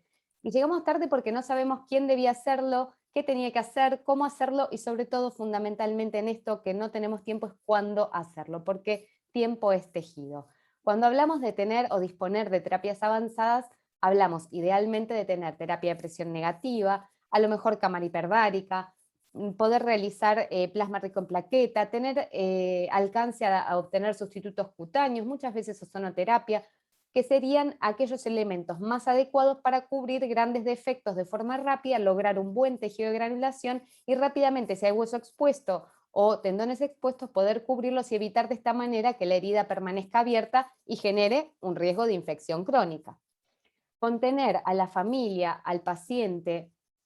La contención tiene que venir desde todos los lugares, desde el sistema de salud, desde el mismo paciente, involucrando parte de este equipo multidisciplinario del cual hablamos que tenemos que formar, y desde ya sus redes sociales. Esto muchas veces no pasa. Entonces, entre las expectativas que teníamos y la realidad que a veces ocurre, encontramos que hay desconocimiento de la patología, que los equipos multidisciplinarios no están formados o no saben cómo formarse, o siempre falta una pata para esa mesa, que no hay acceso irrestricto a las terapias avanzadas, que no existe esa red de contención y que estamos todos cansados. Cansados los médicos, cansados los pacientes, cansada la familia, y está cansado el sistema que tiene que actuar rápidamente y no puede. Entonces, la idea es brindar calidad de atención, que no siempre es brindar lo mejor, sino que se haga lo que se tiene que hacer bien hecho. Para eso tenemos que tener bien claros cuáles son los procedimientos diagnósticos y terapéuticos que requiere un ataque de pie diabético. desde la clínica hasta los estudios complementarios. El personal tiene que estar entrenado, tiene que ser idóneo. Como les digo, tienen que saber quién tiene que hacerlo, cuándo, cómo, ¿sí? El timing. Todo eso tiene que existir y tiene que haber una especie de algoritmo, puerta de entrada, procesos, puerta de salida para ese paciente que viene a consultar a la guardia porque le duele el pie, lo tiene hinchado y lo tiene colorado. Y desde ya, si tenemos algo de tecnología que sea la adecuada, como decía el doctor Paulini, a veces no siempre es todo usar lo último, pero tenemos que usar lo que corresponde cuando corresponde. Y para eso decimos que para tratar el día después del ataque al pie diabético, podemos recurrir a los injertos, a los colgajos, a la terapia de presión negativa casera, quizá no es un equipo alquilado, quizá podemos instalarlo en el hospital, podemos utilizar apósitos de distinto tipo, por ejemplo los tipos FOAM o espumas o hidrocelulares, apósitos de alginato de calcio, colagenasa, azúcar, gasa iodoformada, gasas con sulfadiazina de plata. Tenemos montones de opciones cuando estos recursos de alta gama no son viables. Lo que también tenemos que tener es tenacidad y un poco de paciencia. No siempre se puede, pero hay que saber trabajar con lo que uno tiene, y para eso es importante, insisto, generar el equipo, generar el algoritmo, tomar decisiones en consenso sobre qué guía vamos a usar y qué vamos a hacer con los pacientes que ingresen con estas categorías. Yo les traje algunos ejemplos. Una paciente diabética con un linfedema hizo un pequeño traumatismo con una necrosis y una sepsis, se le hizo una resección amplia e inmediata, como ustedes verán, y lo que hicimos fue colocarle azúcar, porque no teníamos otra cosa que hacer. Por supuesto, 30 días de internación post-intervención. ¿Logramos un buen tejido de granulación? Sí, claro. ¿La paciente se fue a su casa? Sí, sí, pero estuvo 30 días internada.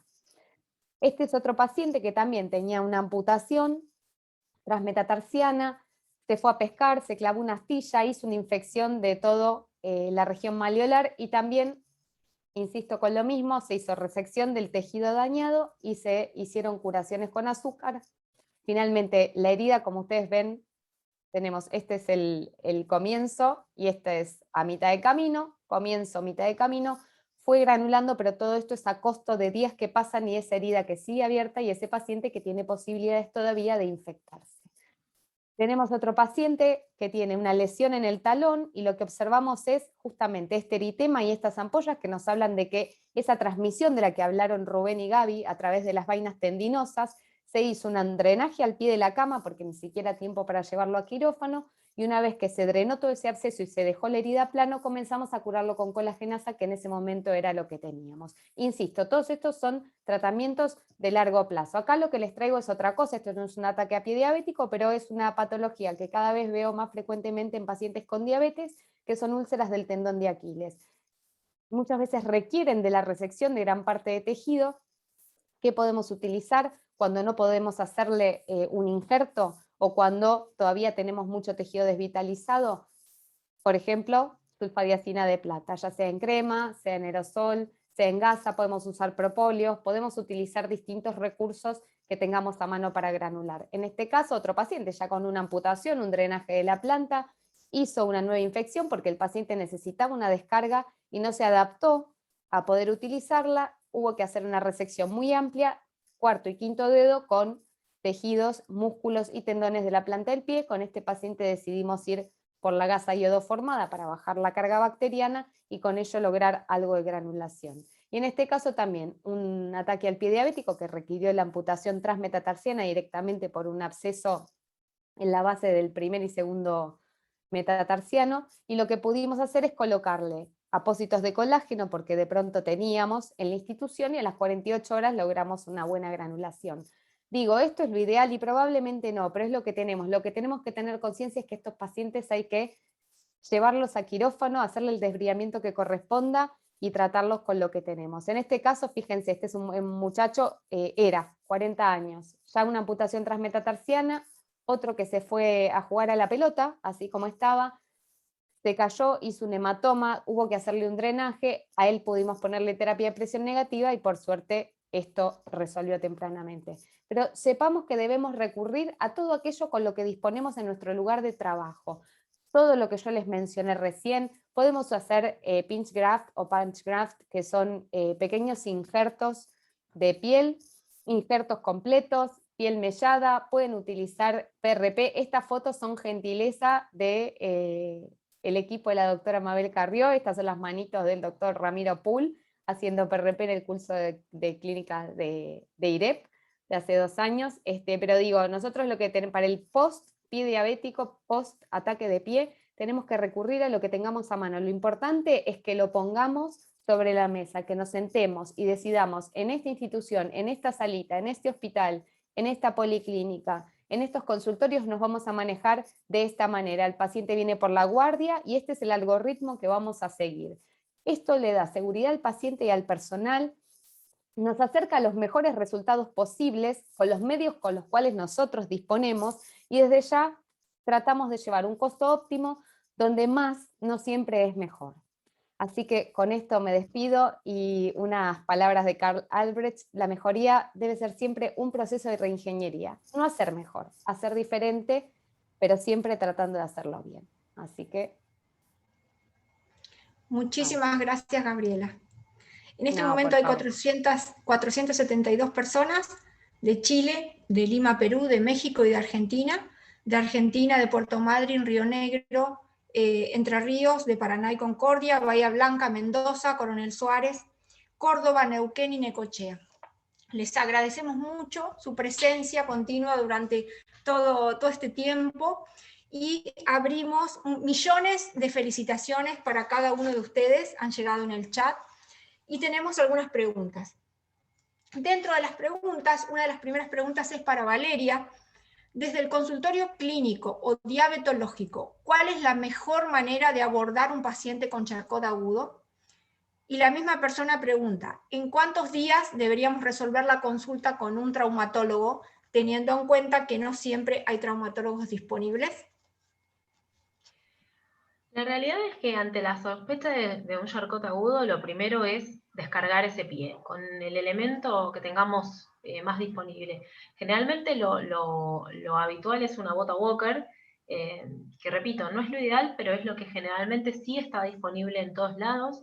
Si tenemos la capacidad de hacerlo, puede ser una férula de yeso, eventualmente es otra opción, y pedirle y perder tiempo en la consulta con ese paciente explicando que lo ideal es que esté inmovilizado y que esté en descarga de peso con el dispositivo que tenga a su alcance.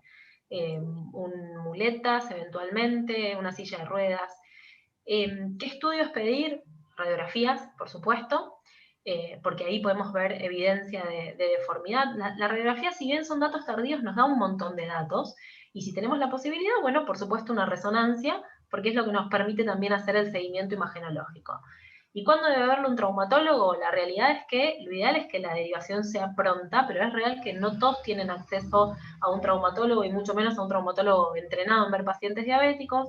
Entonces, si recalcamos la importancia de la descarga y de la acomodación de algún dispositivo que mantenga el pie en una buena posición, y vamos pidiendo los estudios, entonces esa derivación puede esperar 1 o 2 semanas, no tiene que ser una cosa urgente. Lo importante es tener el índice de sospecha alto y reconocerlo. Perfecto. Tengo otra pregunta más para vos.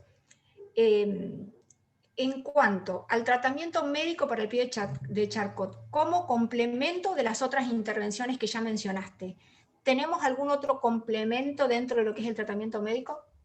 La realidad es que, a ver, hay un número de ensayos clínicos de pocos participantes que han explorado fundamentalmente los antirresortivos, pero también la hormona paratiroidea recombinante, el denosumab, y si bien todos mejoran los parámetros de laboratorio, eso no se traduce en una mejoría del tiempo de inmovilización, o sea que desde el punto de vista clínico el tratamiento no cambia demasiado.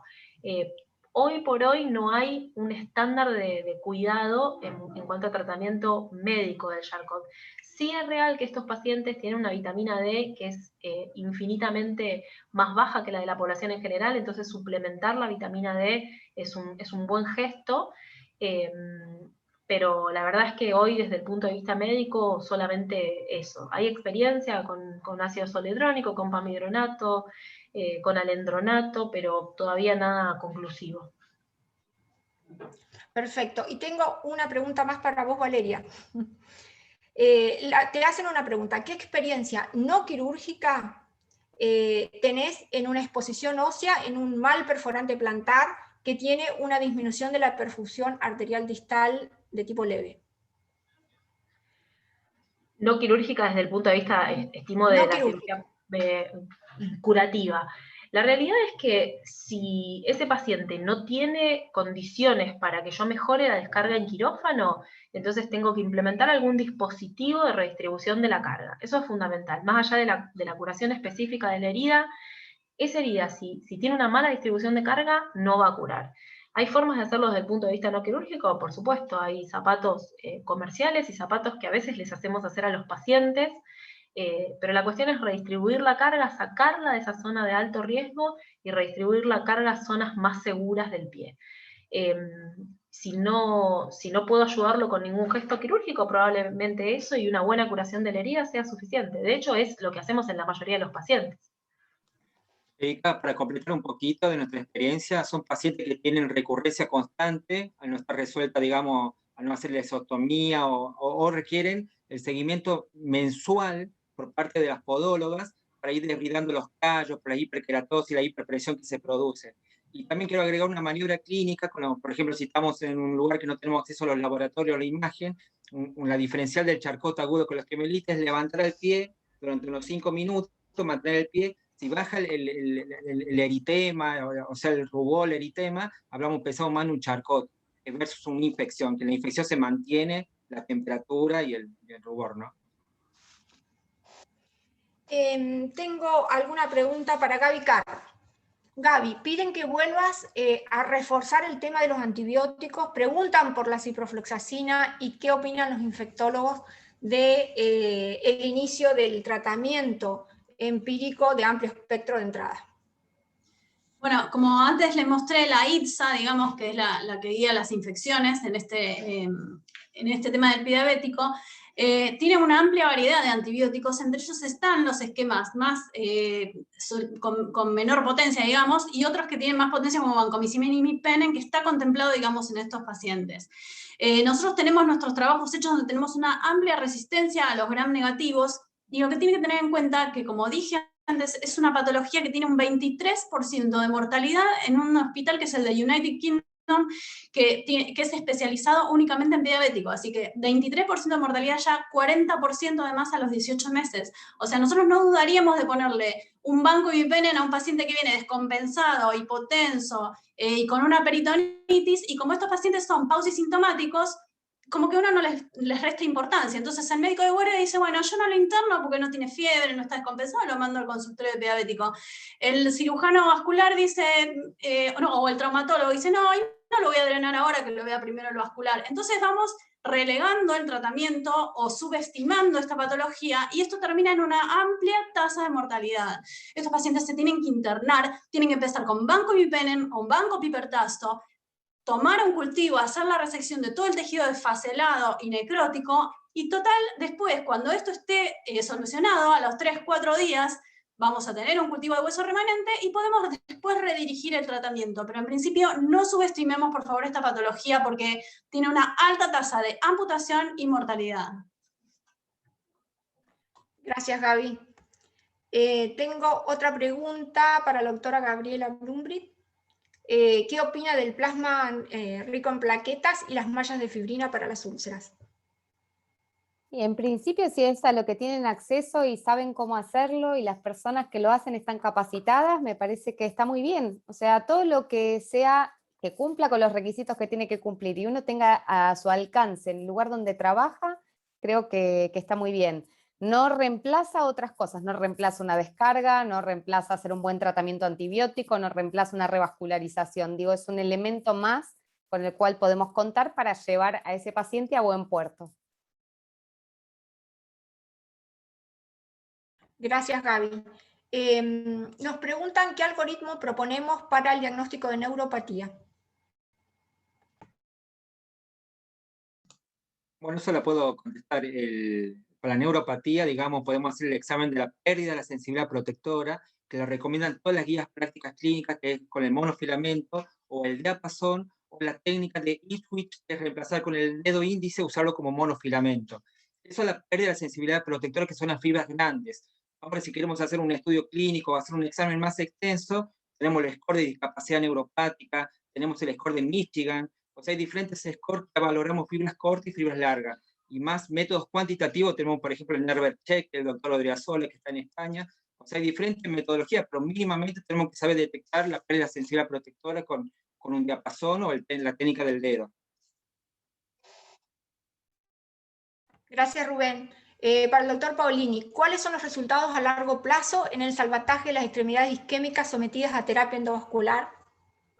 No quise meterme en ese tema porque la verdad iba a estar tocando la guitarra otro rato, pero en realidad después del trabajo del Basil, que fue el primer trabajo que comparó el tratamiento endovascular con solo balón sin droga, con la revascularización en isquemia crítica, se planteó un gran cambio apoyado por la industria, y en ese sentido, los primeros resultados habían demostrado que el tratamiento endovascular tenía menor tasa de amputación y mayor sobrevida que la cirugía de revascularización.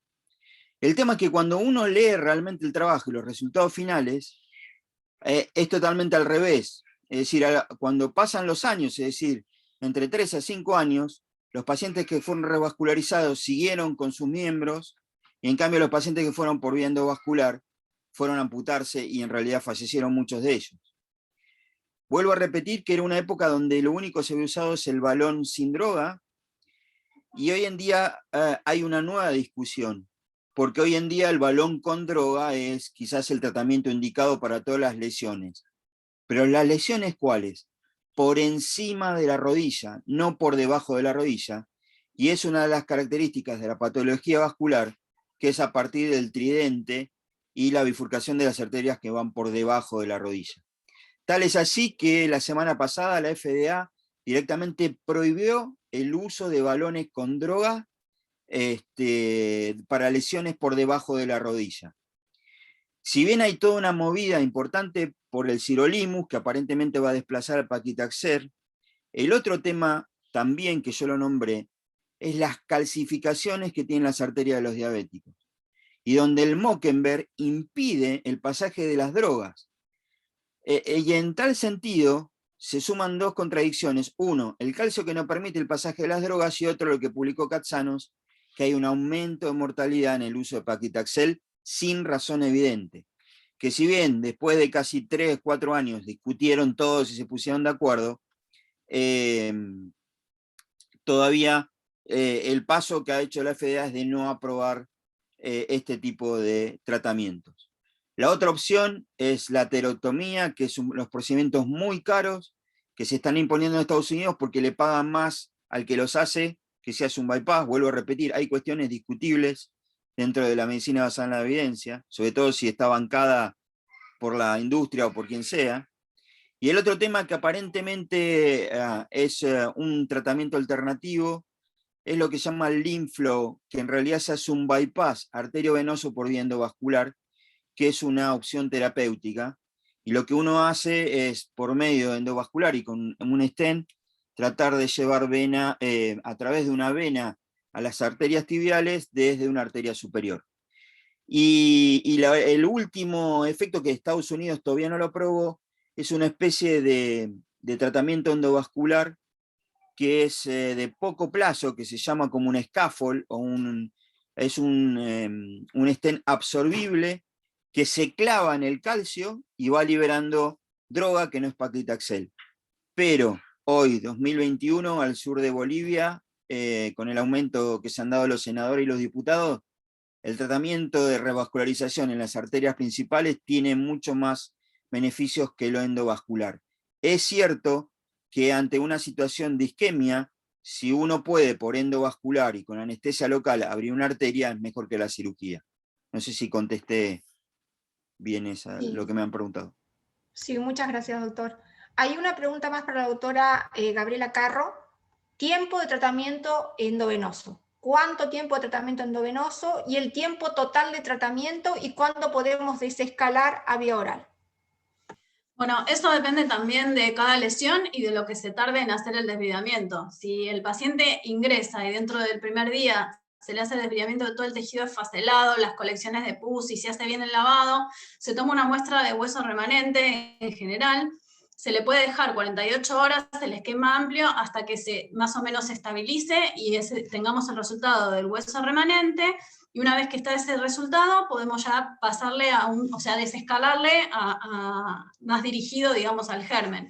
Después, si el paciente no tiene hueso remanente positivo, o sea, su hueso remanente es negativo, y la herida viene evolucionando bien también, ¿sí? Porque muchas veces, no, el cultivo es negativo, pero uno ve que sigue saliendo pus, bueno, en ese caso, digamos, si anda bien, se le puede hacer el tratamiento dirigido al germen que se aisló en hueso. Si el hueso es positivo, son entre 8 y 12 semanas de tratamiento antibiótico.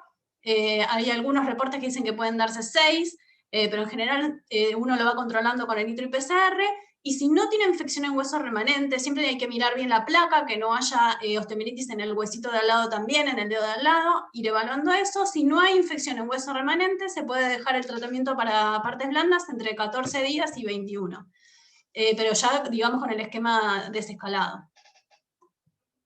Gracias, Gaby. Justo contestaste ya la pregunta que te estaba reforzando Natalia Bello. Justamente te pedía de esto de la toma de muestra de cultivo. Una pregunta para Gaby Blumbrick. ¿Existe un biofilm de gram positivos y debajo están los bacilos gram negativos, como enterococo, Klebsiella? Y eso la verdad es que no podríamos responderlo. Digamos, la definición de biofilm es una colonia multibacteriana cubierta por un glicocálix de producción propia, con lo cual tiene múltiples especies, no es una sola. No es que es un biofilm de pseudomonas, un biofilm de gram positivos, un biofilm de gram negativos. Puede existir una cantidad variable de distintas especies conviviendo dentro de un mismo biofilm. Y este a su vez puede ser más superficial o más profundo. En general se tiene en cuenta que aquellos que son más profundos son los que ocasionan los mayores daños, pero suele ser todavía elemento de debate. No sé si le respondí la pregunta. Sí, gracias, Gaby. Otra pregunta, si es una infección leve, menos de 2 centímetros, ¿lo interna? Por supuesto que no. Y si no fuera necesario la internación, ¿qué esquema antibiótico le daría, Gaby Carro? Infección leve por IRSA. Estaba contestando el chat, por eso lo escuché. Infección leve, perdón. Infección leve por IRSA. ¿Qué IRSA, antibiótico le daría? IRSA lo que recomienda generalmente es cubrir cocos positivos. Ellos recomiendan clindamicina, doxiciclina, trimetoprima sulfa. Nosotros lo que vimos depende, digamos, que muchas de las infecciones leves, en ese trabajo que publicamos en el International Journal of Lower Extremity Wounds, que inclusive las infecciones leves tienen una alta carga, más de la mitad son gram negativos. Entonces, por ahí comenzar, digamos, también cubriendo gram negativos hasta que tengamos el cultivo. Ahí otra vez, una vez que tenemos el germen, podemos desescalar, ¿sí? Pero siempre ser más agresivos, sobre todo con los gérmenes que tenemos nosotros acá en Latinoamérica. Bien, perfecto. Acá nos sugieren que las recomendaciones y los algoritmos y los esquemas de tratamiento los pudiéramos poner dentro de alguna página de la SAD, y sí, lo podemos poner porque ahora tenemos un espacio dentro del comité de pie donde podemos subir artículos de investigación y todo lo que nos parezca interesante, así que tomamos tu sugerencia, Adriana, para poder subir material por ahí. Una pregunta más. Pacientes que ya hicimos debridamientos y evolucionan con necrosis de bordes de la herida. Sospechamos afectación de la microcirculación. La macrocirculación estaría relativamente bien. ¿Recomiendan algún tratamiento para la microcirculación? En general, si la herida está bien desbridada, digamos, y el paciente tiene buena circulación, no debería haber necrosis de los bordes. Si hay necrosis de los bordes, no sé, corríjanme si digo bien, uno debería pensar en que hay alguna alteración en la macrocirculación o en la irrigación del angiosoma correspondiente a esa lesión, digamos.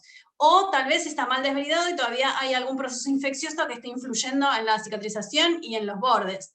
Si no, no debería ocurrir. Sí, totalmente de acuerdo, doctora Garro. Yo el tema que quizás esos pacientes yo obvié la parte de tratamiento médico, que esos pacientes tienen que estar medicados con vasodilatadores y demás, porque va a tener efectos beneficiosos a nivel de los capilares. Y el otro tema es que también cambió en este último año, es decir, el manejo de la antiagregación. Ya hay distintos protocolos después del Compact y sobre todo después del Voyager, donde pacientes con isquemia crítica directamente les dan dando anticoagulantes orales de los nuevos a bajas dosis con aspirina. Es decir, los nuevos protocolos están tratando a ese tipo de pacientes porque saben del daño de la microcirculación independientemente de la macropatía. Así que, de acuerdo. Una cortita para usted, doctor Paolini. ¿Es realmente confiable el uso del índice tobillo-brazo en pacientes con diabetes? Bueno, yo lo remarqué. El gran problema es la calcificación de Mockenberg, que me puede dar falsos positivos o falsos negativos. En realidad, el protocolo dice que si uno ya en una radiografía simple ve calcificación de las arterias o realiza el índice brazo-tobillo y da un valor mayor a 1, lo que va a tener valor desde el punto de vista de flujo y hemodinámicamente es la presión transcutánea de oxígeno. Y si no, ya seguir con procedimientos como la angiografía con sustracción digital. El tema que también es cierto es que muchos, sobre todo los sistemas de salud que supimos conseguir, si vos no le pediste un ecodoppler arterial y te lo hizo, aunque te lo haya hecho Stevie Wonder, no te autorizan a hacer otro tipo de estudio. Entonces, y otra de las cosas interesantes, muchos de los lugares pedimos ecodoppler arterial y no saben hacer índice brazo-tobillo. Porque quizás no se lo pagan también, que es otro de los detalles. Pero por eso estamos obligados a pedir ecodoppler arterial para que nos autoricen estudios de mayor complejidad. Y en ese sentido, si vamos a pedir un ecodoppler arterial, sería bueno pedir un índice brazo-tobillo. Pero si el índice brazo-tobillo es mayor a 1 o 1,4, no es el verdadero. Nosotros lo que nos manejamos en el hospital es que si el paciente tiene características de isquemia, le hago un índice tobillo-brazo y me da menos de 0,9, o sea, es bastante aceptable, digamos, pensar que el paciente tiene isquemia, y si tiene signos de isquemia, lesión o dolor en reposo, un índice tobillo-brazo menos de 0,9, lo mandamos a hacer una arteriografía, porque hacer un Doppler en el medio tampoco tiene mucho sentido, y nosotros sí lo podemos hacer en el hospital sin el ecodoppler previo. Perfecto. Es parte de la Wi-Fi que te pone el índice de menos de 0,8 en realidad, que ya tenés estadio 1, así que bueno, si el tuyo es 0,9, capaz que en el Posadas se corre un poco. Una pregunta más, ¿el cilostazol en qué pacientes tiene utilidad? En realidad, si están en isquemia crítica, no tiene ningún efecto. Lo único está aprobado por la FDA, el uso del cilostazol es para los claudicantes. Es decir, te mejoran o te disminuyen la claudicación, no te sacan de la isquemia crítica. Y algunos lo llenan de cilostazol, si tienen una insuficiencia cardíaca, lo mandan a insuficiencia cardíaca directa y no le modifican el problema. Es decir, el cilostazol, la indicación principal es en pacientes claudicantes y es lo que tiene mayor modificación. Perfecto. ¿Por qué la anticoagulación antifactor 10 y no clopidogrel más aspirina más cilostazol? Según el Compass y el Voyager demostraron mayores beneficios que el clopidogrel, menores tasas de sangrado y menor tasa de eventos cardiovasculares y de muerte. Es por eso que tanto en Europa como en Estados Unidos están imponiendo dosis de 2,5 miligramos ya hasta ahora me pega todos los coágulos juntos, de rivaroxaban 2 veces por día, es decir, 5 como máxima carga. Nosotros tuvimos que empezar un protocolo a la fuerza, porque cuando empezó la cuarentena obligatoria nos desaparecieron los hematólogos, y sobre todo los pacientes con isquemia aguda y con trombosis aguda, no los podíamos mandar con Sintrón, entonces empezamos a usar el rivaroxaban y estamos ahora en un protocolo que estamos viendo los resultados. Pero la verdad es que ya a partir de enero de este año los dos eventos o los congresos que se han hecho tanto en Link como el Charing Cross están imponiendo ese tipo de terapéutica en los pacientes con isquemia crítica o con arteriopatía declarada de miembros inferiores, especialmente en los diabéticos. Doctor, ¿con qué frecuencia pide en una misma persona un índice tobillo-brazo? Se lo hago yo, la verdad ¿Cada es que se lo cuánto hago tiempo? yo. ¿Cada cuánto tiempo? Lo soberano es la clínica, es decir, y si tiene una neuropatía acelerada y yo veo que están los dedos cada vez más negros y que tiene lesiones, se lo hago aunque no me diga nada. Es decir, es parte de la sumatoria de los signos y síntomas que tiene la isquemia amenazante de miembro. Es por eso que tenés hoy en día la lesión, la infección y la parte isquémica. Habíamos nosotros propuesto que pacientes con antecedentes cardiovasculares, es decir, eventos cardíacos, cerebros vasculares y demás, hacerle, aunque no tenga síntomas, un ecodoppler arterial o un índice brazo-tobillo en el año como parte de un screening. Sobre todo en los pacientes mayores, hay otra terminología, que son los pacientes con isquemia subcrítica, que son los pacientes añosos, que no se mueven de sus casas, ahora con la pandemia se nota más, y que están, es decir, si uno no los va a buscar, uno se entera que están en isquemia crítica cuando ya tienen el pie negro. Eso lamentablemente, es decir, estamos viendo pacientes que se han descompensado muy rápidamente y es posiblemente porque estaban en el límite, se deshidratan o tienen cuadros de hipotensión y entran en isquemia muy rápidamente. Pero volviendo al tema original, paciente diabético con antecedentes, sería conveniente y una buena práctica hacerlo una vez por año dentro de la parte del seguimiento, un índice brazo-tobillo y el ecodoppler arterial. Bien, perfecto, muchísimas gracias. Tengo más preguntas. Tengo más preguntas, esperen un segundo. ¿A dónde se hace presión transcutánea de oxígeno en Argentina? En Buenos Aires, me parece que Sí. Braver, ¿no? Sí, en realidad, hoy justo porque alguien me va a ¿No? preguntar esto, y la verdad es que uno se fue acomodando, hay pocos equipos en la Argentina, porque otra de las cosas, son cuestiones diagnósticas que muchas de las veces no son reconocidas como práctica como tal, y va a depender más de los grupos de investigación o grupos que quieren hacer algún trabajo científico de utilizarlo. Lo que sí hemos utilizado son cuando nosotros hacemos procedimientos, tanto endovasculares como cirugía abierta, terminamos la cirugía y le medimos con el oxímetro que usan los anestesistas, sobre todo el que es pediátrico y tiene una alta sensibilidad con respecto a la oximetría transcutánea. Y la verdad es que es una alternativa. Los equipos específicos son en muy pocos lugares, y vuelvo a repetir, desde el punto de vista de investigación o académica, pero no hay una difusión máxima, pero nosotros estamos usando el que usamos para anestesia o que usan los anestesistas.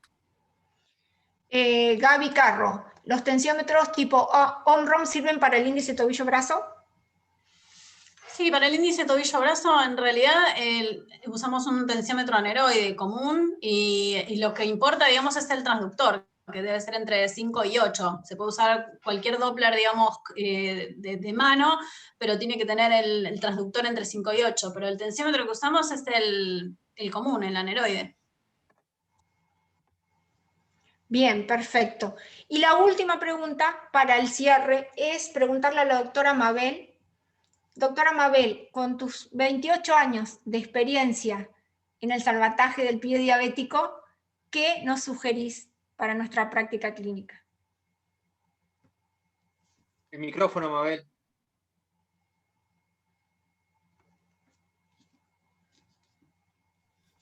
Gracias. Yo sugiero que siempre se intente, a pesar de lo que el doctor dice, que si en esta etapa difícilmente salga, yo creo que nosotros tenemos muchísimos pacientes no revascularizables que no se le pudo destapar la arteria y que esos pies se pudieron salvar. O sea, yo creo que siempre intentarlo.